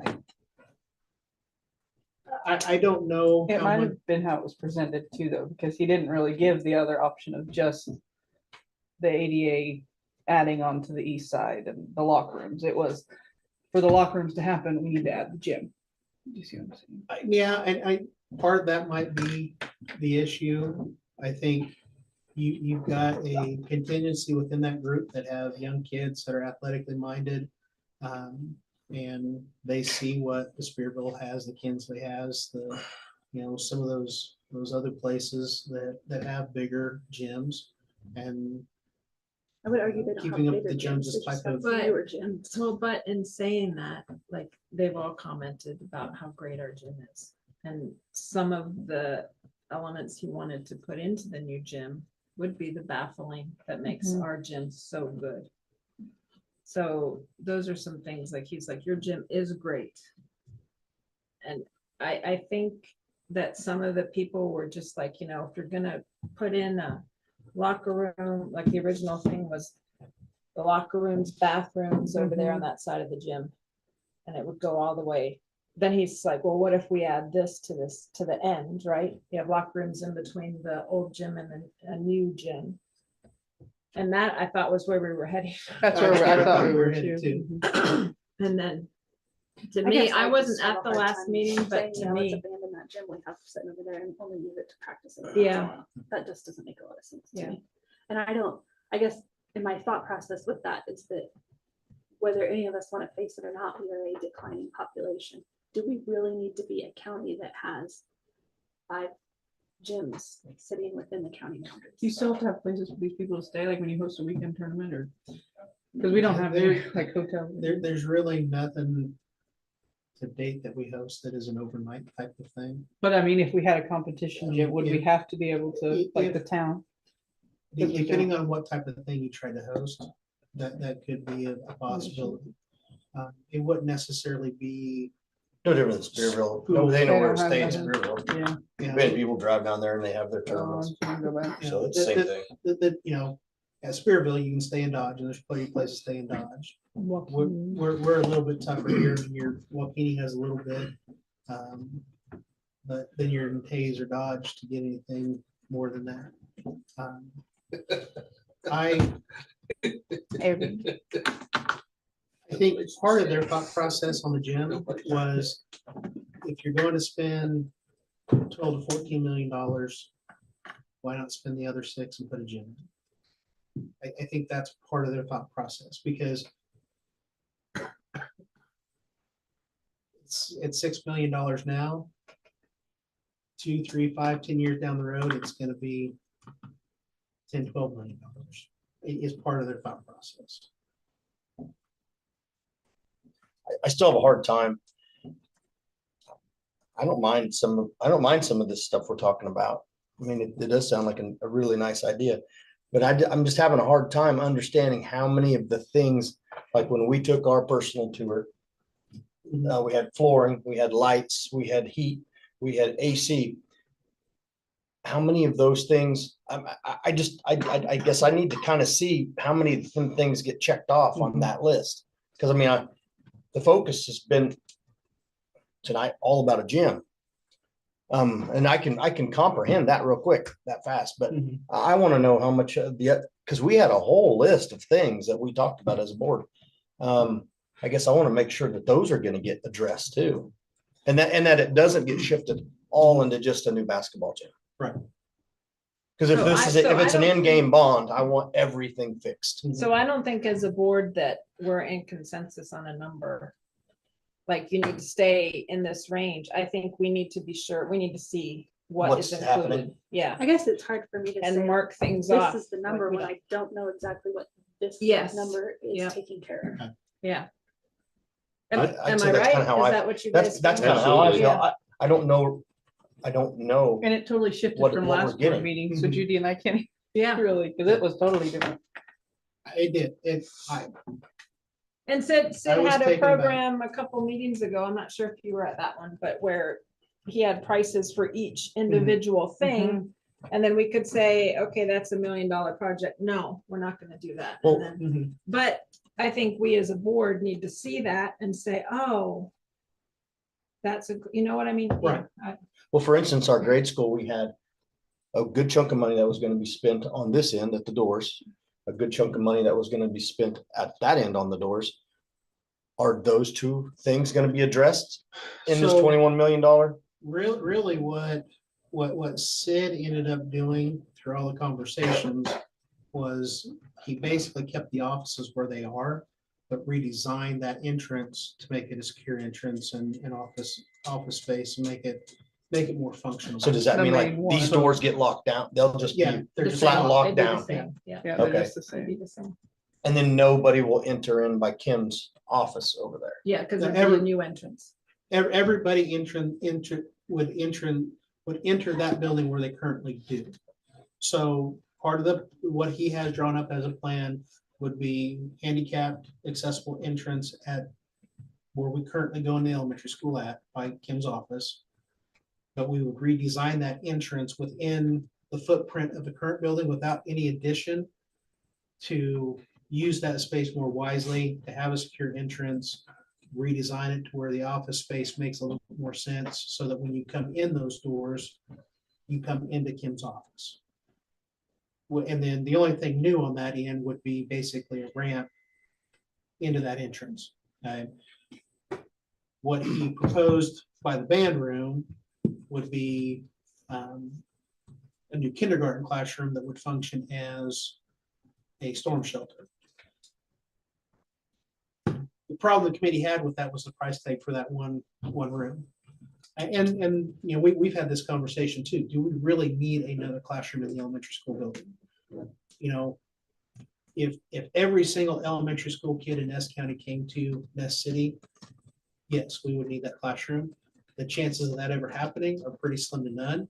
And by the time our neighbors close down, or Sacred Heart closes down, they're closing down because they don't have any kids, and we probably wouldn't need that classroom. So, and that's kind of the argument the committee was making is why do you spend $1.2 million, $1.1 million on that classroom and a storm shelter? Take that money instead of building that and build between the buildings where you would have a storm shelter for the entire district. Before we talk about building between, you'd have new kindergarten classroom that's a storm shelter at the elementary school. The new locker rooms on the south end of the high school would be a storm shelter for 7th through 12th grade. And then the preschool would have their own. And then preschool, And I assume when we're done, we would have all but new HVAC, heating and air conditioning Mhm. in Yes, the that's- entire building Yeah. set. Both, Yeah. both. Because that was one problem that we found Yep. that you explained in our grade schools, 2 ages. And now we're gonna have a calico building. Yep. Because we're gonna have a brand new one in the middle with the oldest one beside it. That was in there. Yeah, all And all of new that's addressed, all the bathrooms. HVAC, all the electrical, all that infrastructure piece is addressed. I don't know that I can answer the question about carpet and those type of things, whether that's built into his project. Like I said before, the main bathrooms in both buildings get addressed and become ADA accessible, to fix that problem. The windows in the library at the elementary school. One of our biggest issues is the doors at the main entrance of the high school, but if we create, whether we don't build between and build on the south end, part of his plan would be to address the entrance to the high school, which would fix those doors. You literally would have no one coming in through the gym entrance in this future thought then. They would come in between, in a new entrance between the buildings is Yeah, I what, mean, other than the forecasting? kids, the high school parking lot where the kids would come in the morning and leave through the evening, after school. Your main entrance to the building would be there between the buildings. It is kind of what was discussed. I think 20 million is a lot of money to spend, that I don't see where it's gonna enhance the learning of our kids. That was a concern that was brought up, was I don't see it doing anything to the learning. It's all window dressing. part of the problem you're gonna have with any of this bond issue is there's a good chunk of it you're not going to see. That does enhance the learning, your HVAC and those type of things.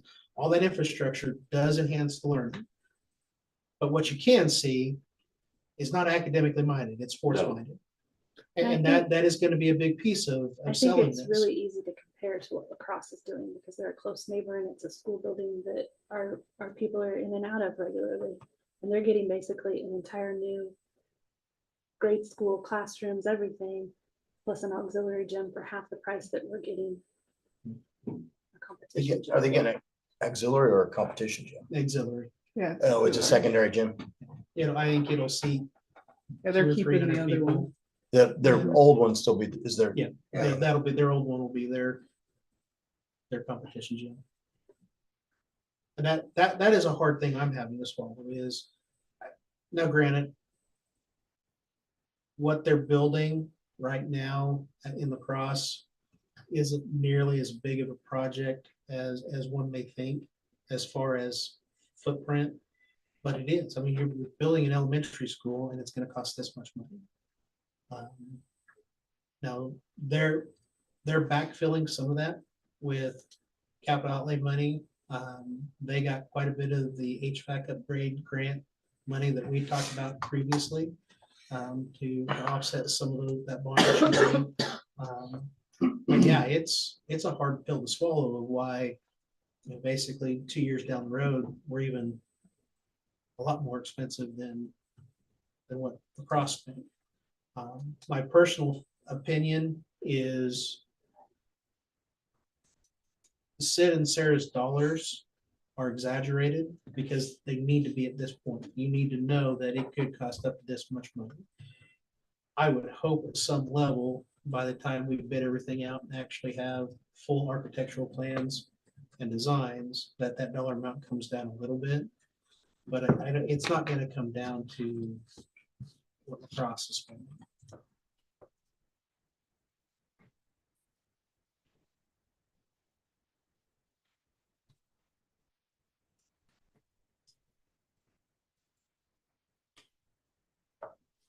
I guess for me, at this point with what information I've gotten tonight, my thoughts are the committee needs to go back to the drawing board, or the committee needs to be able to convince me that this is the direction that we need to go. Because I'm sitting where I'm at right now with the information that I have, I'm not convinced of that. That's just my opinion. A board with others. I would that's agree where with I'm at Lori. right now. Well, and I will tell you, I told them because they asked, do you think the board will pass this? And I said, it's going to be a tough thing. And I told them what it really comes down to is, it's not my project, it's not the board's project, it's your project. As representation of the committee, of the community as a whole, it's your project. You're going to have to sell it, not just the board to put it on the ballot, but you're going to have to then spend the time between putting it on the ballot and the actual vote to sell it to the community to get it passed. So I was very blunt in that, what you've talked about tonight is not going to be an easy sell to the board. If you can get the board to go along with it, it's not going to be an easy sell to the community. And I'm not saying I can't be convinced, but I'm saying I think I 20 haven't been million's too convinced high. at this point. I would say that this is not the idea I came to hear. But we, as you just mentioned, if this came out of a committee of community members, and I'm serving on a board for the community, then I probably have to consider what they want, not what I want. So I would consider the project. I would probably only consider the project if it was paid for by both city sales tax and a bond. I would have to have, And you're never right now, gonna I would have that to, I'd have assurance to have both of those pieces of the pie. You But you're never- never gonna have that assurance till it goes to ballot. And then you could have the city commissioners still say no to the joining. I mean, I guess it would have to be written that way for me right now. Right. It would have to be, I would have to, first look, I would have to write it that way. My recommendation is it doesn't make sense not to put that on the ballot, the sales tax. I think at the end of the day, if we're going to do this, that needs to be thrown out there. What scares me about that is you're now pushing this all off to August. So you're going another 6 months before we start fixing anything as part of this project. And even if we pass it in May, you're a good 6 months down the road before anything happens. Because part of the process is your architect and your construction people only put so much effort into the designs until it actually passes. Yeah. And then, because they're not going to get paid unless it passes, so then you got to have actual architectural drawings and engineered drawings and those type of things. And that takes a little bit of time. So that would be my concern with sales tax, is you're pushing that off until August at the earliest date possible. So their fee is still a half a percent? No, Well, their fee is only paid if the bond issue passes. and is it still a half a percent? Whatever it was that they presented to us, I'd have to go back and look to be able to tell you 100% for sure. I So, mean, I so think it's a dollar amount.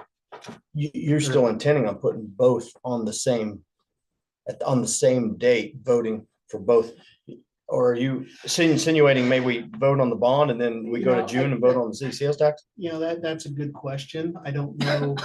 I don't think anybody in their right mind would vote for city sales tax once the landowners and the house owners are And picking up that tab. would be the argument that I would have. is You would I have to don't do know it the that you could get same it done. time. I would think you'd have to do it at the same time. And most people are gonna Absolutely. either vote yes to both of them or no Mhm. to both of them. Yeah. There'll be a few people that, And you separate get the them, approval but of for the the city most council part- and get that sales That- tax on there. And I don't know what their feeling would be. That would be for a bond of that size, personally, I would have to have the combo pay plan. However And you it's wanna only put it that way. guaranteed for 10 years, and then you have to revote on it for the next 10 years. And we're not past the second half.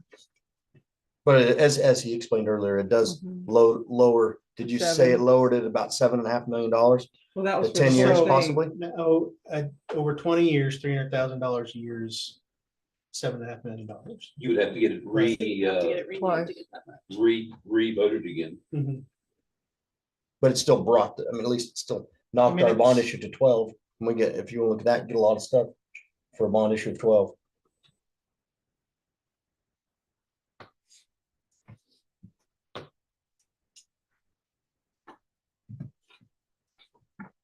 I think some of the city building that the city's done has left a bit of a sour taste in people's mouth. I'm not sure you're gonna get them to vote for anything. I think there's some truth to that. I would say that there's a lot of selling that's gonna have to occur to get that sales tax passed along with the bond because of what happened with how it was presented on the pool.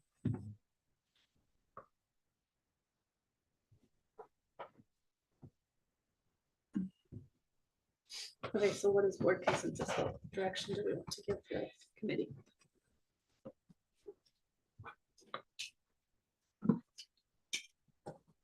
So I guess my question is, it's not a dollar amount that we're concerned about. I mean, we understand as a group that the higher that dollar amount goes, the less likely it's gonna pass. But we're not necessarily concerned with, I won't vote to approve something that's that high. It's what's in that project, right? That we're concerned about. I believe it doesn't matter what's in the project. I mean, I would really struggle to get on board spending 20 million and I mean, the HVAC and that stuff to me has to be addressed. That's Mhm. priority number one. But to spend that kind of money and then basically not do a lot aesthetically, functionally speaking to the rest of our facilities, I have trouble getting on board with. Because to me, what we do is kick problems down the road and we have this new, nice, fancy gym, but the future of education, we have not done anything for. We're hoping we get the grant for the auditorium. We're hoping we get the Right. this or this. Right. instead of just, "Here's 20 million too high." That's 20 million to spend a lot for the future of basketball in this county, but it's not, not do anything education wise. I struggle to get on board with. So that would be what I would give to the committee to keep working. Okay. I appreciate their efforts thus far, but that's my thoughts on it. I would think somebody needs to go to the city and say, if we did this, because I take it that you said they have to allow us to put Yeah, that on. the city council would have to approve that sales tax. I would like to And know that if they would allow us, if the residents want to do that, will the city allow us to put that on? And I've had a conversation with Ann. I've had several conversations with Ann. She feels that the city council would do that. Now granted, she's one person on that city council. But she Is there feels anybody very positive involved to be with city supported. council that is on the facilities improvement committee? Not directly. Gary Gantz is on there, so you'd have Colby's Colby. Colby's not. I'm trying to think who's all on the city council. Darcy, Travis Snyder, Travis, Bill, Stywell, And Goodman, Craig Goodman, right? yeah, Craig. and say no one is directly on there. You would have some relationship ties in a couple spots. Is the committee, or you I- need anything else? I think that gives me enough to give Sid some things to think about before a meeting on Monday to come to the meeting with. And then I think I can give the committee some thoughts. Dylan and Judy and Shelby can also speak to that too. Speaking Speaking of that, one we of need us to is gonna address have to that, come off. because one of them needs I was to. gonna ask you that I later. think technically, they all three can be on there as board members because you don't have a majority. I won't be at the next meeting. Okay. But I want When? to report. You're having I'm having a baby. Yeah. Do you need a baby? Yeah, I'm gonna have a baby. Pretty quick. So, yeah. Okay. I'd be curious if you asked the city their thoughts on closing the streets too. You know how painful that was the last time I went through all that? But it'd be good to know if it's gonna be like a heck no at the That- beginning, right? That's true, because if a If couple there are things no- aren't gonna happen, I think. then though the that- committee needs to know to scratch that idea, because it's not happening. I think though that if the community voted yes to a bond issue, that would be enough voice to the city that they would go, well, this is obviously what the community wants. And that would be my feeling too. So we're done with that item on the agenda. All right, moving forward, we need to schedule a special meeting for. Get the 27th. report The from week of the 27th, so the only night that week that is open is the 30th, which is Thursday. All games and church and everything else going on. That's a special meeting. Special meeting. My recommendation would be Thursday, January 30th. Do you want to do 6 o'clock or regular 7 o'clock time? Would be good at 6 o'clock. Same. It's gonna be a lengthy discussion. Is everybody okay Is with that, it? is that when that's when the Yes. committee presents to us? Yes, 6 o'clock. 6 o'clock. Okay. Do you need a motion for that? yes. I have a motion for that. Motion for that. Okay, Second. we have a motion and a second for the Thursday, January 30th at 6 PM. For a special meeting, all those in favor, raise your right hand. Those opposed, same sign, motion carries. I raised my left hand, is that a problem? Yeah. Do I need to go back? Sorry, I forget you're elected. Judy. Oh, that could be a lot of people left. What about the library? But I might raise my right hand. We might do that in one of the two libraries. Okay. So we have a little more space. Do you want to set that now? Yes. Elementary library, Elementary library. that's where we've been meeting. so. All right, moving along. 7 o'clock or 6 o'clock? 6 o'clock. 6. The second review and approval of the policies. Dylan, we were presented. There's policy, you have to review it and then approve it at a separate meeting. So we were presented with these last time. My recommendation would be as it's posted there, not doing the CD administrative line and staff relations, the CGI administrator evaluation, leaving our current policies in place on that and then adjusting the rest of them. And like I mentioned last time, the vast majorities are statute and law changes that need to be readdressed based off of those changes in law. If nobody has a problem with what Derek's recommendation is, then I would entertain that motion. Make a motion to accept the policy review that, as mentioned by Derek. All right, we have a motion and a second. Second. A motion and a second. All those in favor, raise your left hand. Thank Those opposed, same sign, and motion carried. And moving along to new business, 11.1 cell phone policy review. So you have in front of you a lot of information. First thing you should have is the recommendations from the Blue Ribbon Committee or task force on screen time and cell phone and those type of things in the school. What I've kind of gone through on that is the way those are highlighted. Yellow are things that I feel we have something in place, but maybe needs a little bit of work. Red are things that I don't feel we have anything real adequate in place or nothing at all in place. The green are things that I feel we do have a very solid policy procedure or something in place for. So that kind of breaks that out a little bit as far as what that task force has put together.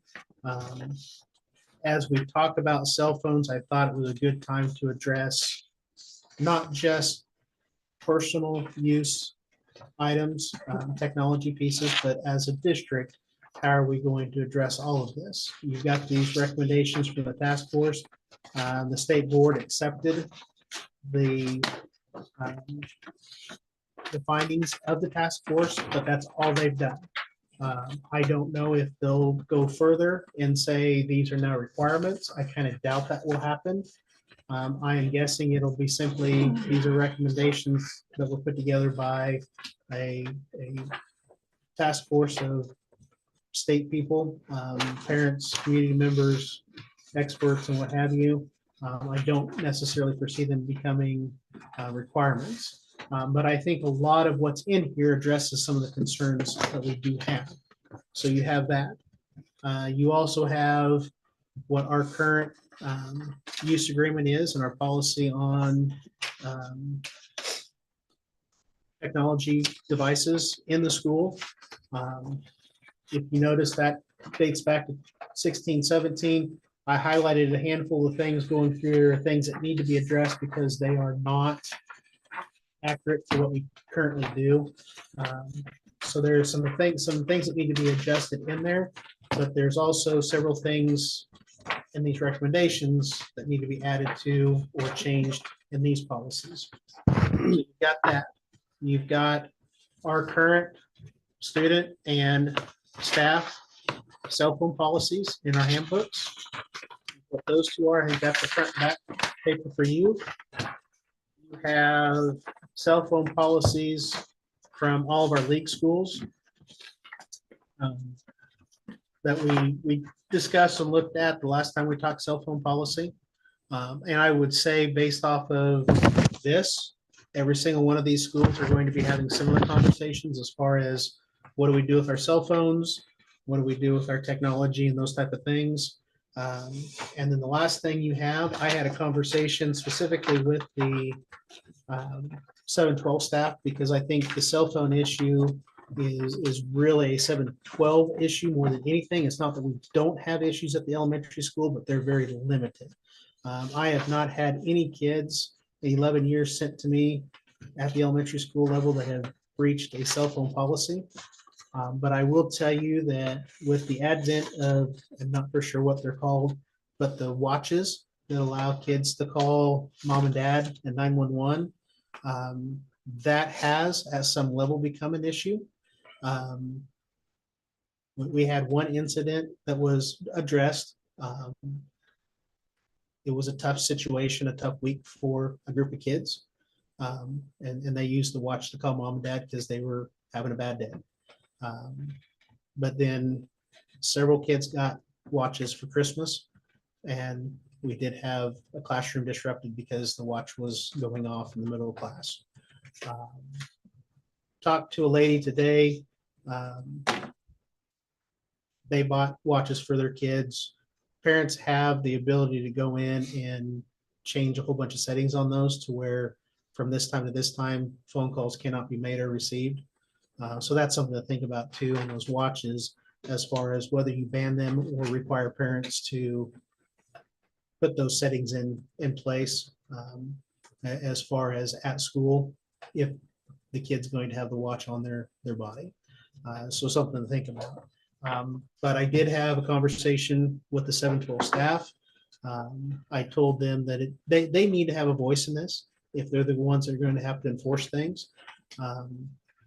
So here's some of their thoughts, some of the things they put together.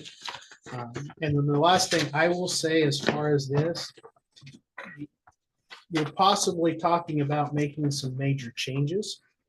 You definitely have some feelings from parents that are very one-sided. The survey that Tom did the last time we talked cell phone policy, you had a large contingency of parents that said, you will not take my kid's cell phone away. You will not take my kid's ability to have a cell phone at school away type of mentality. As we look at this, in my mind, it's probably best case scenario to put a group together of teachers and community members and have a conversation about what that policy needs to look like. That way you've got buy-in to it versus just throwing a policy in place and saying, this is what we're doing. Having a little buy-in from especially parents on making major changes will make what I think we're probably headed to a little bit easier pill to swallow.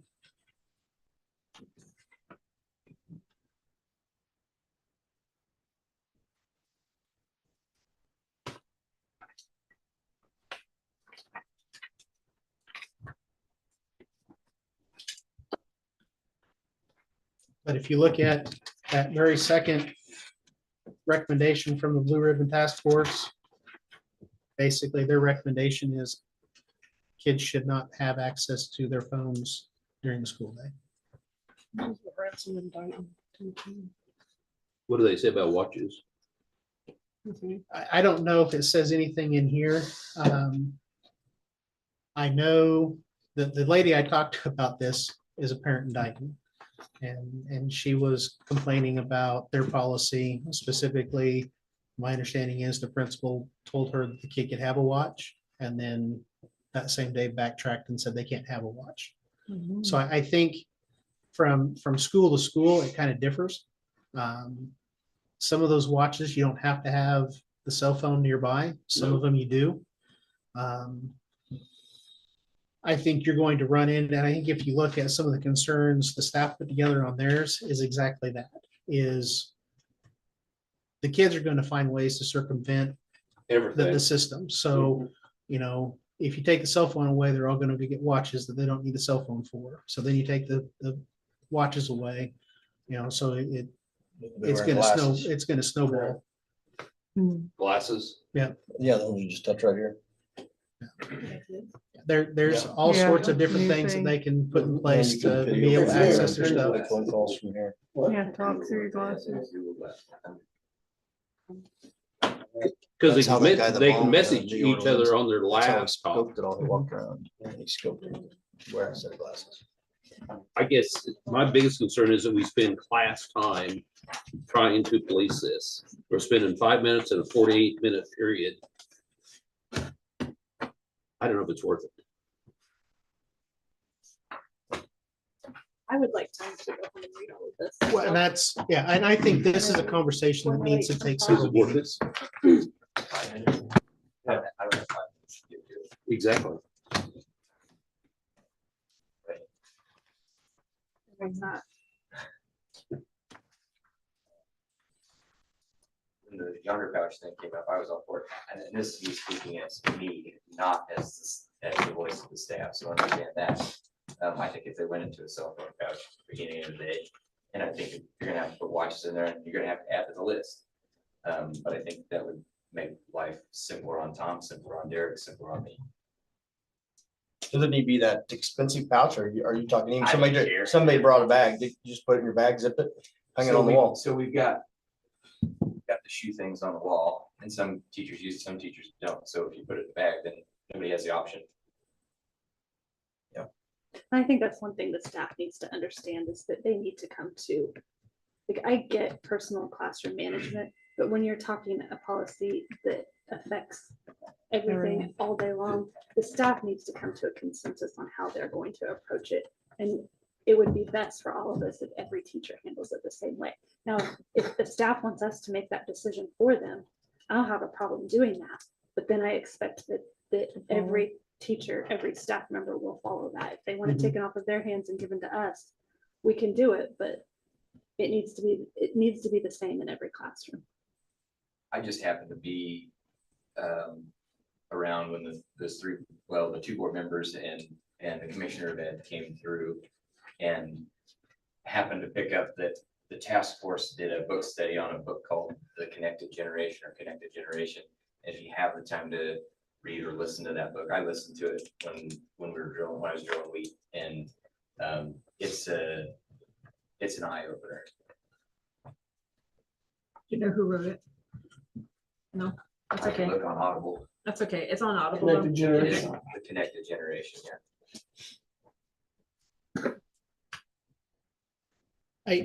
I think to do this right, it's gonna take several meetings and several conversations. So the next school year. I would say that you're looking at a policy that would address going into a new school year. I think the biggest problem we have, and I would agree, the staff made the comment, the 712 staff made the comment, we thought it was much better this year. And I would agree with that. I think it's the idle time that's the problem. So in the class period, you're done with all your work, you're done with teaching, all that. Kid asks, can I get my phone out? Well, by policy, you can use your phone for educational purposes. They're not doing that. That is not for an educational purpose.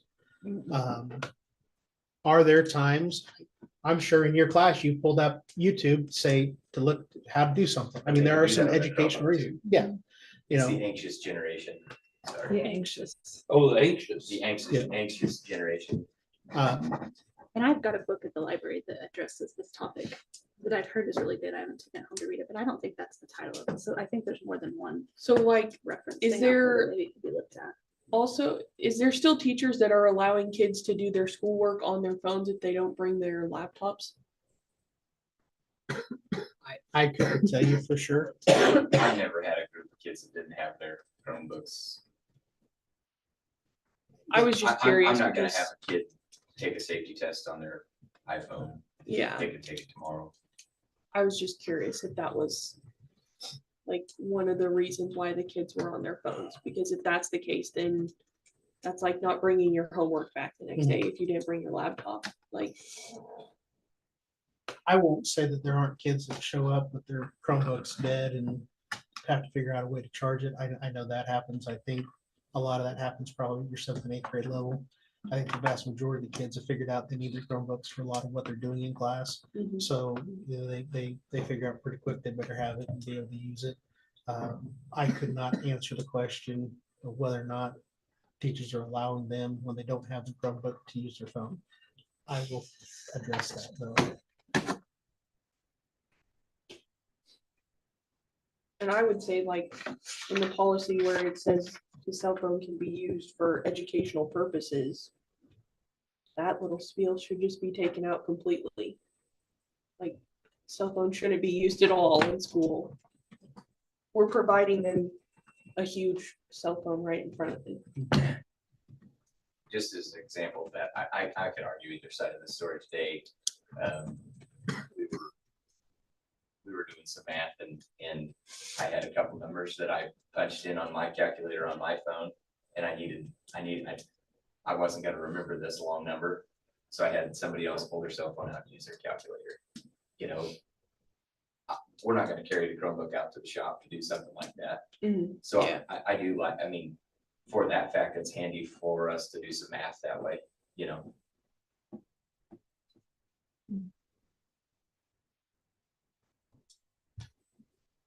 Does anybody have any problem with taking this stuff home and doing a little bit of homework in the next month and coming back with some thoughts next month, and we'll work on this conversation maybe throughout the remainder of the school year and have a decision made by May whenever school dismisses, so that kids can know what to prepare for next school year? Yep. Does that sound okay? Mhm. Okay. All right, moving along, 11.2, KISA process and action plan rough draft. So just because of time, we've had a lot of discussions. You have in your packet the Keisha Action Plan info, that document. This is the newsletter. This will be in the January newsletter going out to everybody. But to kind of give you an idea of what's in there is a breakdown of what the KISA process is for us now and how we need to address those things. And what we've put together as our rough draft, as our district leadership team to meet those requirements. I would encourage you to look through it. Essentially, our next steps. So last Wednesday, we met with our KSD exec. She came to the district and went through everything that we've gotten done up to this point. You have her report in the folder also. You can look at that.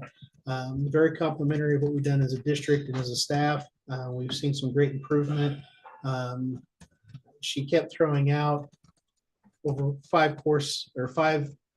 5-year period, we have reduced the number of kids scoring in level 1 and level 2 on the state assessments by over 30%.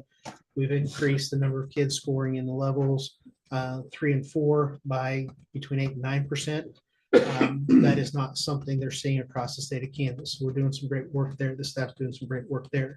It was very complimentary, but her report's in there too. So that was last Wednesday. The district leadership team goes to Sublette on February 17th. On that date, we will collaborate with Pratt Skyline, Mineola, and Spearville on what they're doing as districts, what we're doing as districts. And that day is designed to write your action plan. Well, our staff has worked so hard. We have our action plan. There's some things that need to be fixed and addressed in there. So we'll do that day to kind of finalize a final plan in that. That then has to be turned in by April 17th to the state. So when you look at some of the MOP, so the measures of progress within this action plan, you know, like for example, it says administration will complete 2 walkthroughs of a classroom in the next 6 months.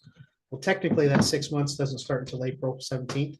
So you've got a month of school and then 3 months of summer break. So you're very limited in time of what you can actually do during that on some of those.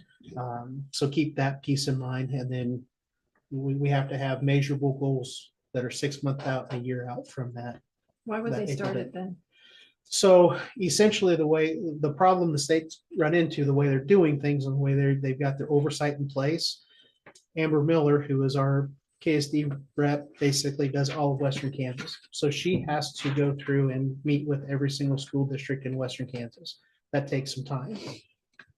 The action plans are then put together and sent to the state, and there's a group of people that go through the action plans and approve them, deny them, tell the school district, you need to fix this, this, and this.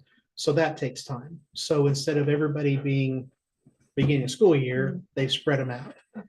Eventually, you get into year 2 or 3, it's going to make sense. It'll flow a little bit better, but this very first year, your first 6-month goal is going to be for us through the summer. And we're not the worst. Some of the schools in Southwest Kansas don't have their meeting until April 8th or 9th, I think. And then they would have until June 8th or 9th to turn their plan in. So their first 6 months is 3 months of vacation time. So that's why. But just look through this. One of the things we need to do is gather information from stakeholders. So there's a QR code there if you want to fill out a survey, just a handful of questions based off of what's in there. But again, this article will go out in the newsletter as it's written here. And like I said, this is a rough draft. The plan itself is a rough draft, not the article. There'll be some changes that we make to it to meet state requirements and what have you as we move forward.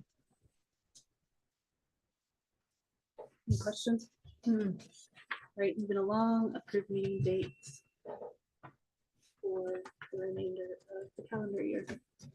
They're all listed there. I don't think there's any changes. I'd entertain a motion to approve it. Make a motion to approve meeting dates for 2025. Is that correct? Yes. Second. We have a motion and a second. All those in favor, raise whatever hand pleases you. All those opposed, same sign. Motion carries. And then 11.4, approve the following appointments. I assume these were things that Russell. Yeah, so prior to Shelby taking over, we never had an alternative for the special ed representative. So question is whether or not you want an alternative or We actually Shelby. have 2 alternatives.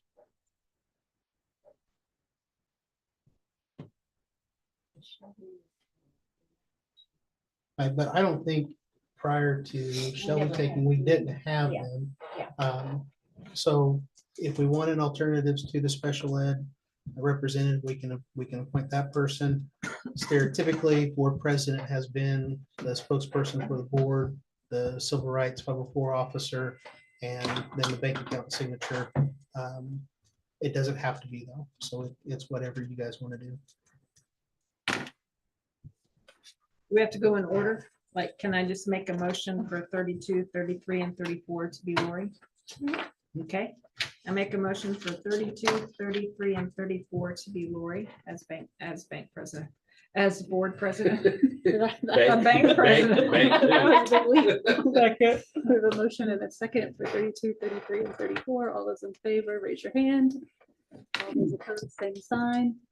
Motion carries for those 3. Then we need to decide if we want a second alternative for special ed and who that would be.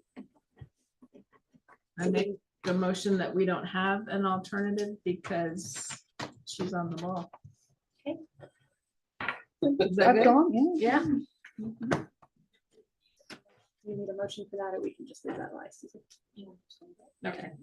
All right, and then 11.5, executive session for personnel. I don't have anything. All right, moving along, 11.6, superintendent contract extension. I would move the board go into executive session for 10 minutes, board only. A motion for that. Do I have a second? Second. Motion in the second. All those in favor, raise your hand. All those Did you opposed, same second that sign. one? Yes. She was Put my name down. First time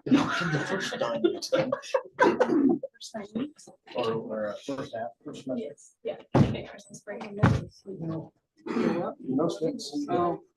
They said your name. Yeah.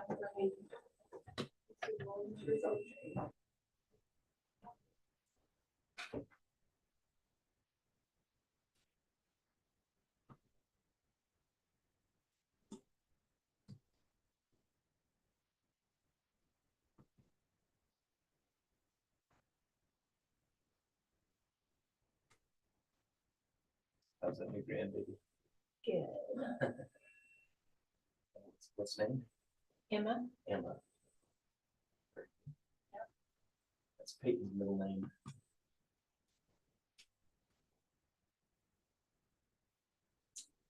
yep, there. Ready?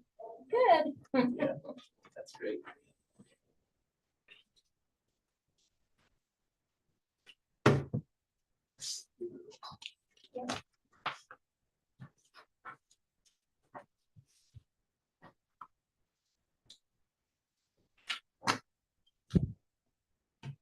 Just like the first one.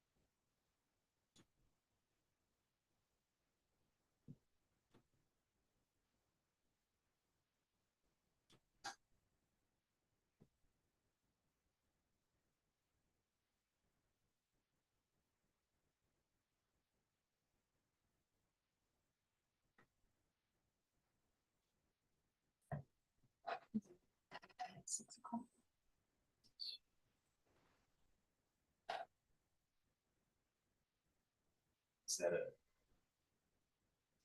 I mean, technically, yeah. I mean, That's Yeah. facilities improvement. Deal. yeah. Part of the problem is just coming in at that particular point in time. You missed the conversations that have been Of had. why and where. But this is a conversation between the board and the committee, correct? No, No. no, this is Just just the the committee conversation.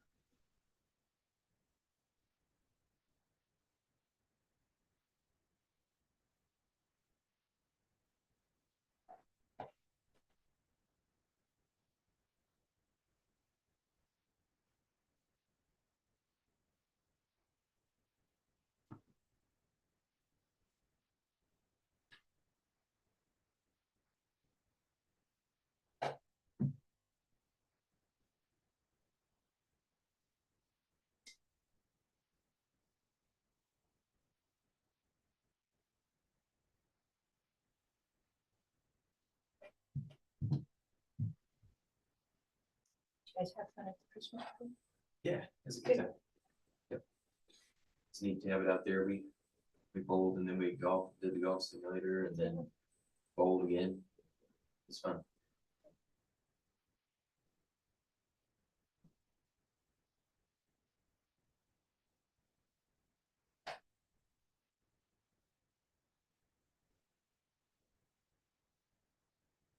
My hearing is not great, so where we were sitting, like during the white elephant deal, I couldn't hear anything that was already going on, so that part of, just, we were, bar is there, and then we were at those two tables kind of in the back. We weren't really in the action. Oh, yeah. My wife probably did that by design, but it was fun.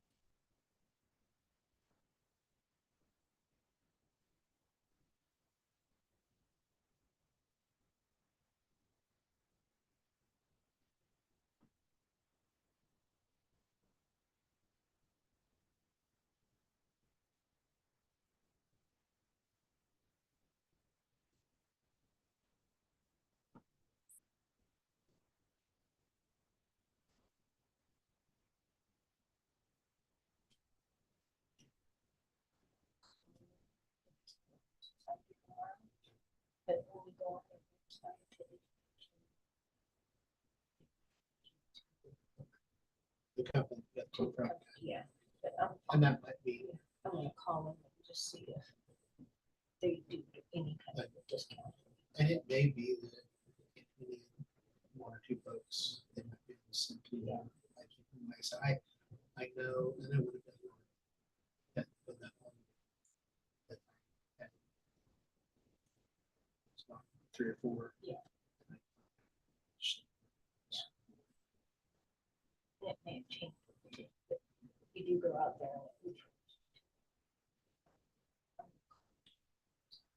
And If there's nothing else, then.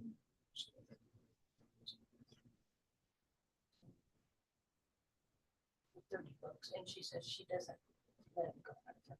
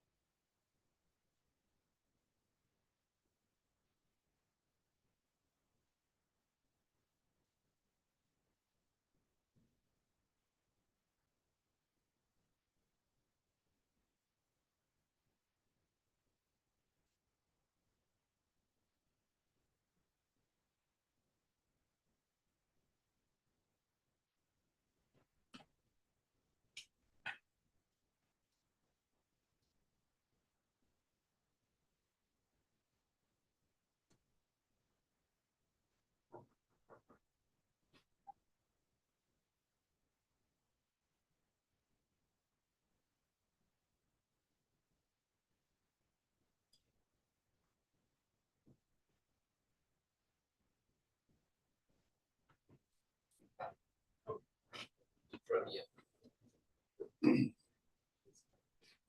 You're just tripping. I'm not. Yeah, my baby. Make a motion for 5 more minutes. Second. Heart attack.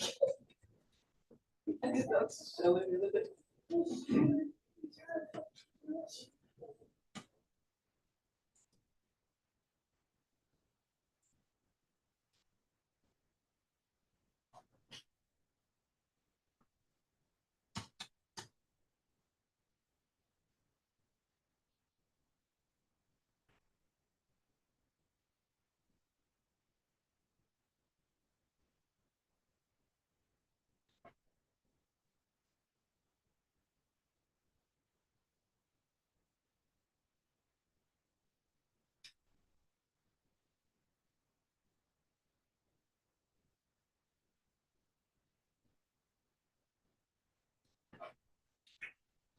Isn't it? So probably that was. So like Jeff isn't. Doesn't do. Wasn't part of that. Supplement cap. His regular salary, so they could be. Jessica submitted, you know, the data. Was he with her? Well, wasn't that part of it, was to be able to employ full time?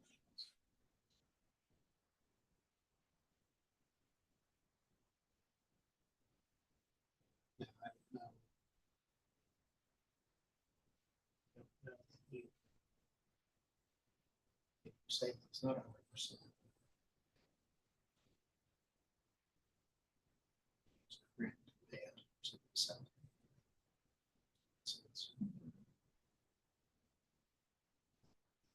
She's trying.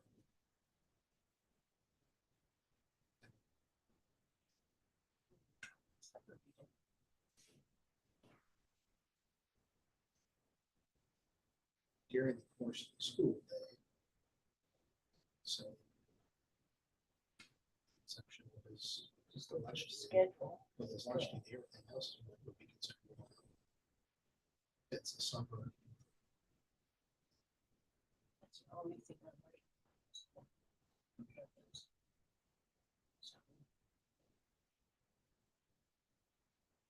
Give you a lot of clear. This is what we need to do.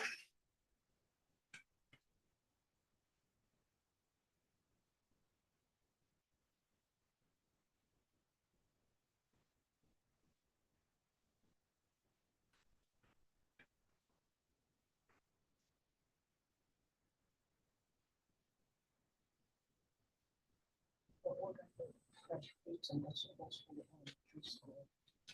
Right?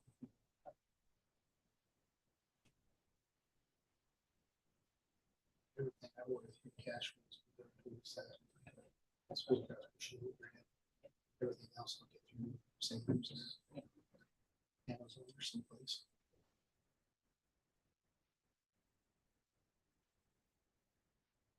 Because we did get that.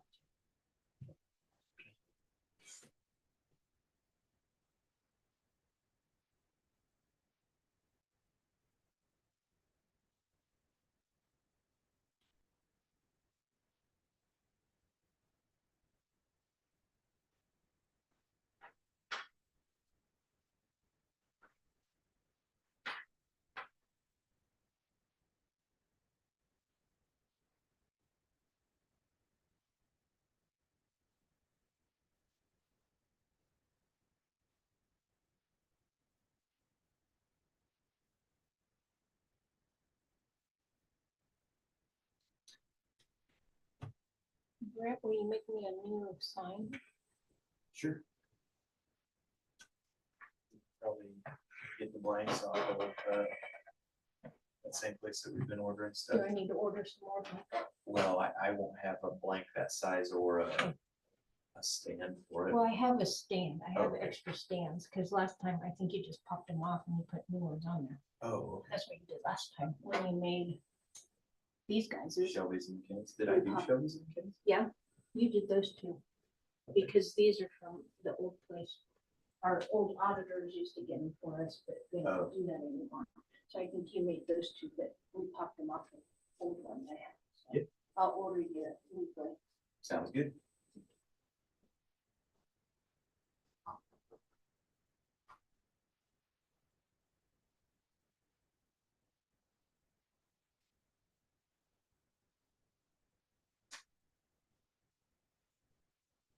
I'll get you some more, because I think I need to order some more 5x7s, don't I?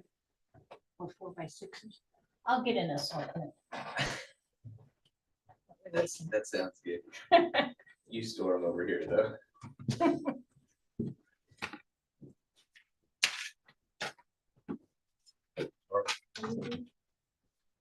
Okay. Can we get clarification on how the 10. contract extensions work. We're a little bit fuzzy on what it is that we would come back in here and do. So basically you are extending contract. Traditionally, it's been a 2-year contract. And so those start in January and go through the next 2 years. No, so Or they start start with the school August, year. they That's what we start have here. July 1. So July 1 is when the contract starts. Mhm. Okay. Go 5 and 10. I think 5 would be enough. I can go 5. Second. All those in favor?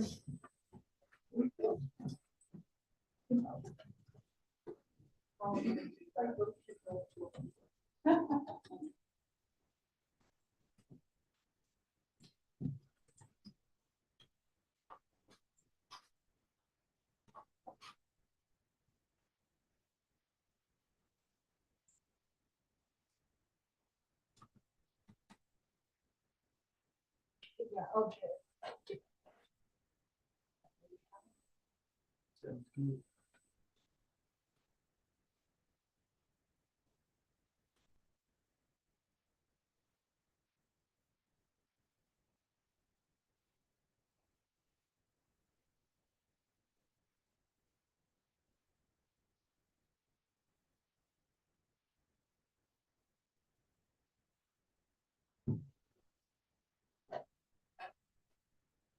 That day that kid came over for the hammers, I'm like, "Hey, you're not carrying this box."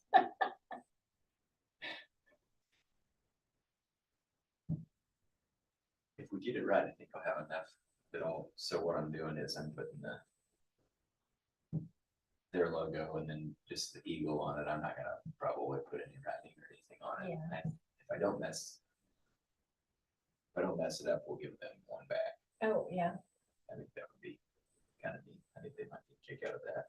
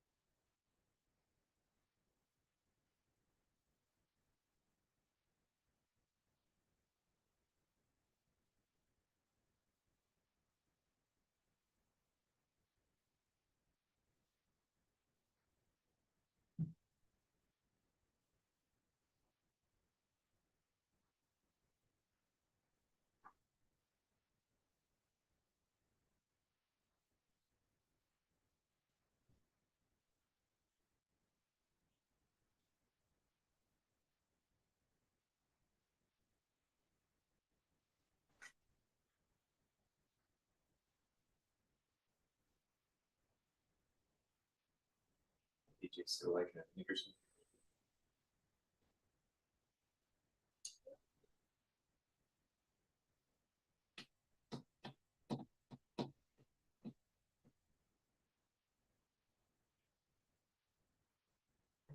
Even alert him sometime. AGC puts on a deal in Wichita. I've gone to it. In fact, I may have missed it this year. I don't know, but I got to see him at one of the, I think probably his very first year. Oh, yeah. How long has he been there? 3? Is this year 4 or year 3? 3. Okay. Yeah, I think the first year. Yeah.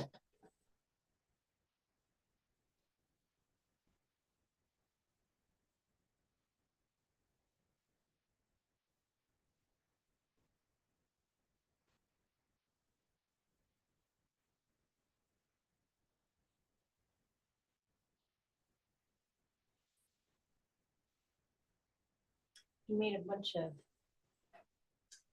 You guys play Face 10? Yeah, we played base 10. He made a bunch of scoreboards just out of like 8 by 10, and it has like the your player and then the phases down it, and then you move your peg down so you keep track of where you're at. Cool. So they were pretty cool. Yeah, did you do that on his router, CNC router? Mhm.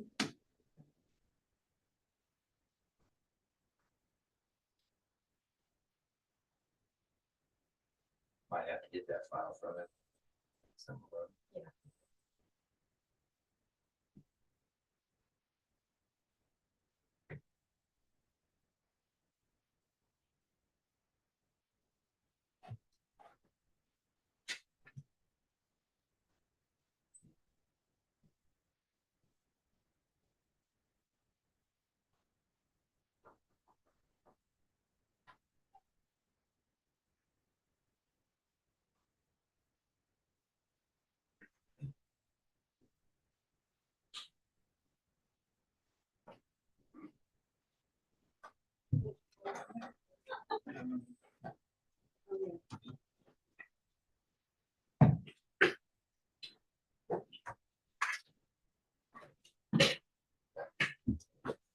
All right, moving along to 11.6 superintendent contract extension for 26-27. Make a motion to approve the contract extension. A motion, do we have a second? Second. A second, all those in favor, raise your right hand. All those opposed, same sign. Motion carries. All right, patron access for James Jordan. And Emily And McDonald. McDonald, sorry, I Yes. have that written I down. make a motion to approve both of those. Second. All those in favor, raise your hand. Opposed, same sign. Motion carries. Would entertain a motion to adjourn the members' minutes. Second. Second. Yes. You can All do those it in yourself, fa- Martha. can, sorry. Third. All those opposed, the meeting is adjourned. Raise whatever hand you wish. Thank you very much. Let me know if there's anything else. Leave this with you, Derek. Oh, Yes. yeah. Now you Yes. do, huh? Yes. You want my charger? No, it's always dead. Mine's charged up. Hey, Brent, do you have my stuff?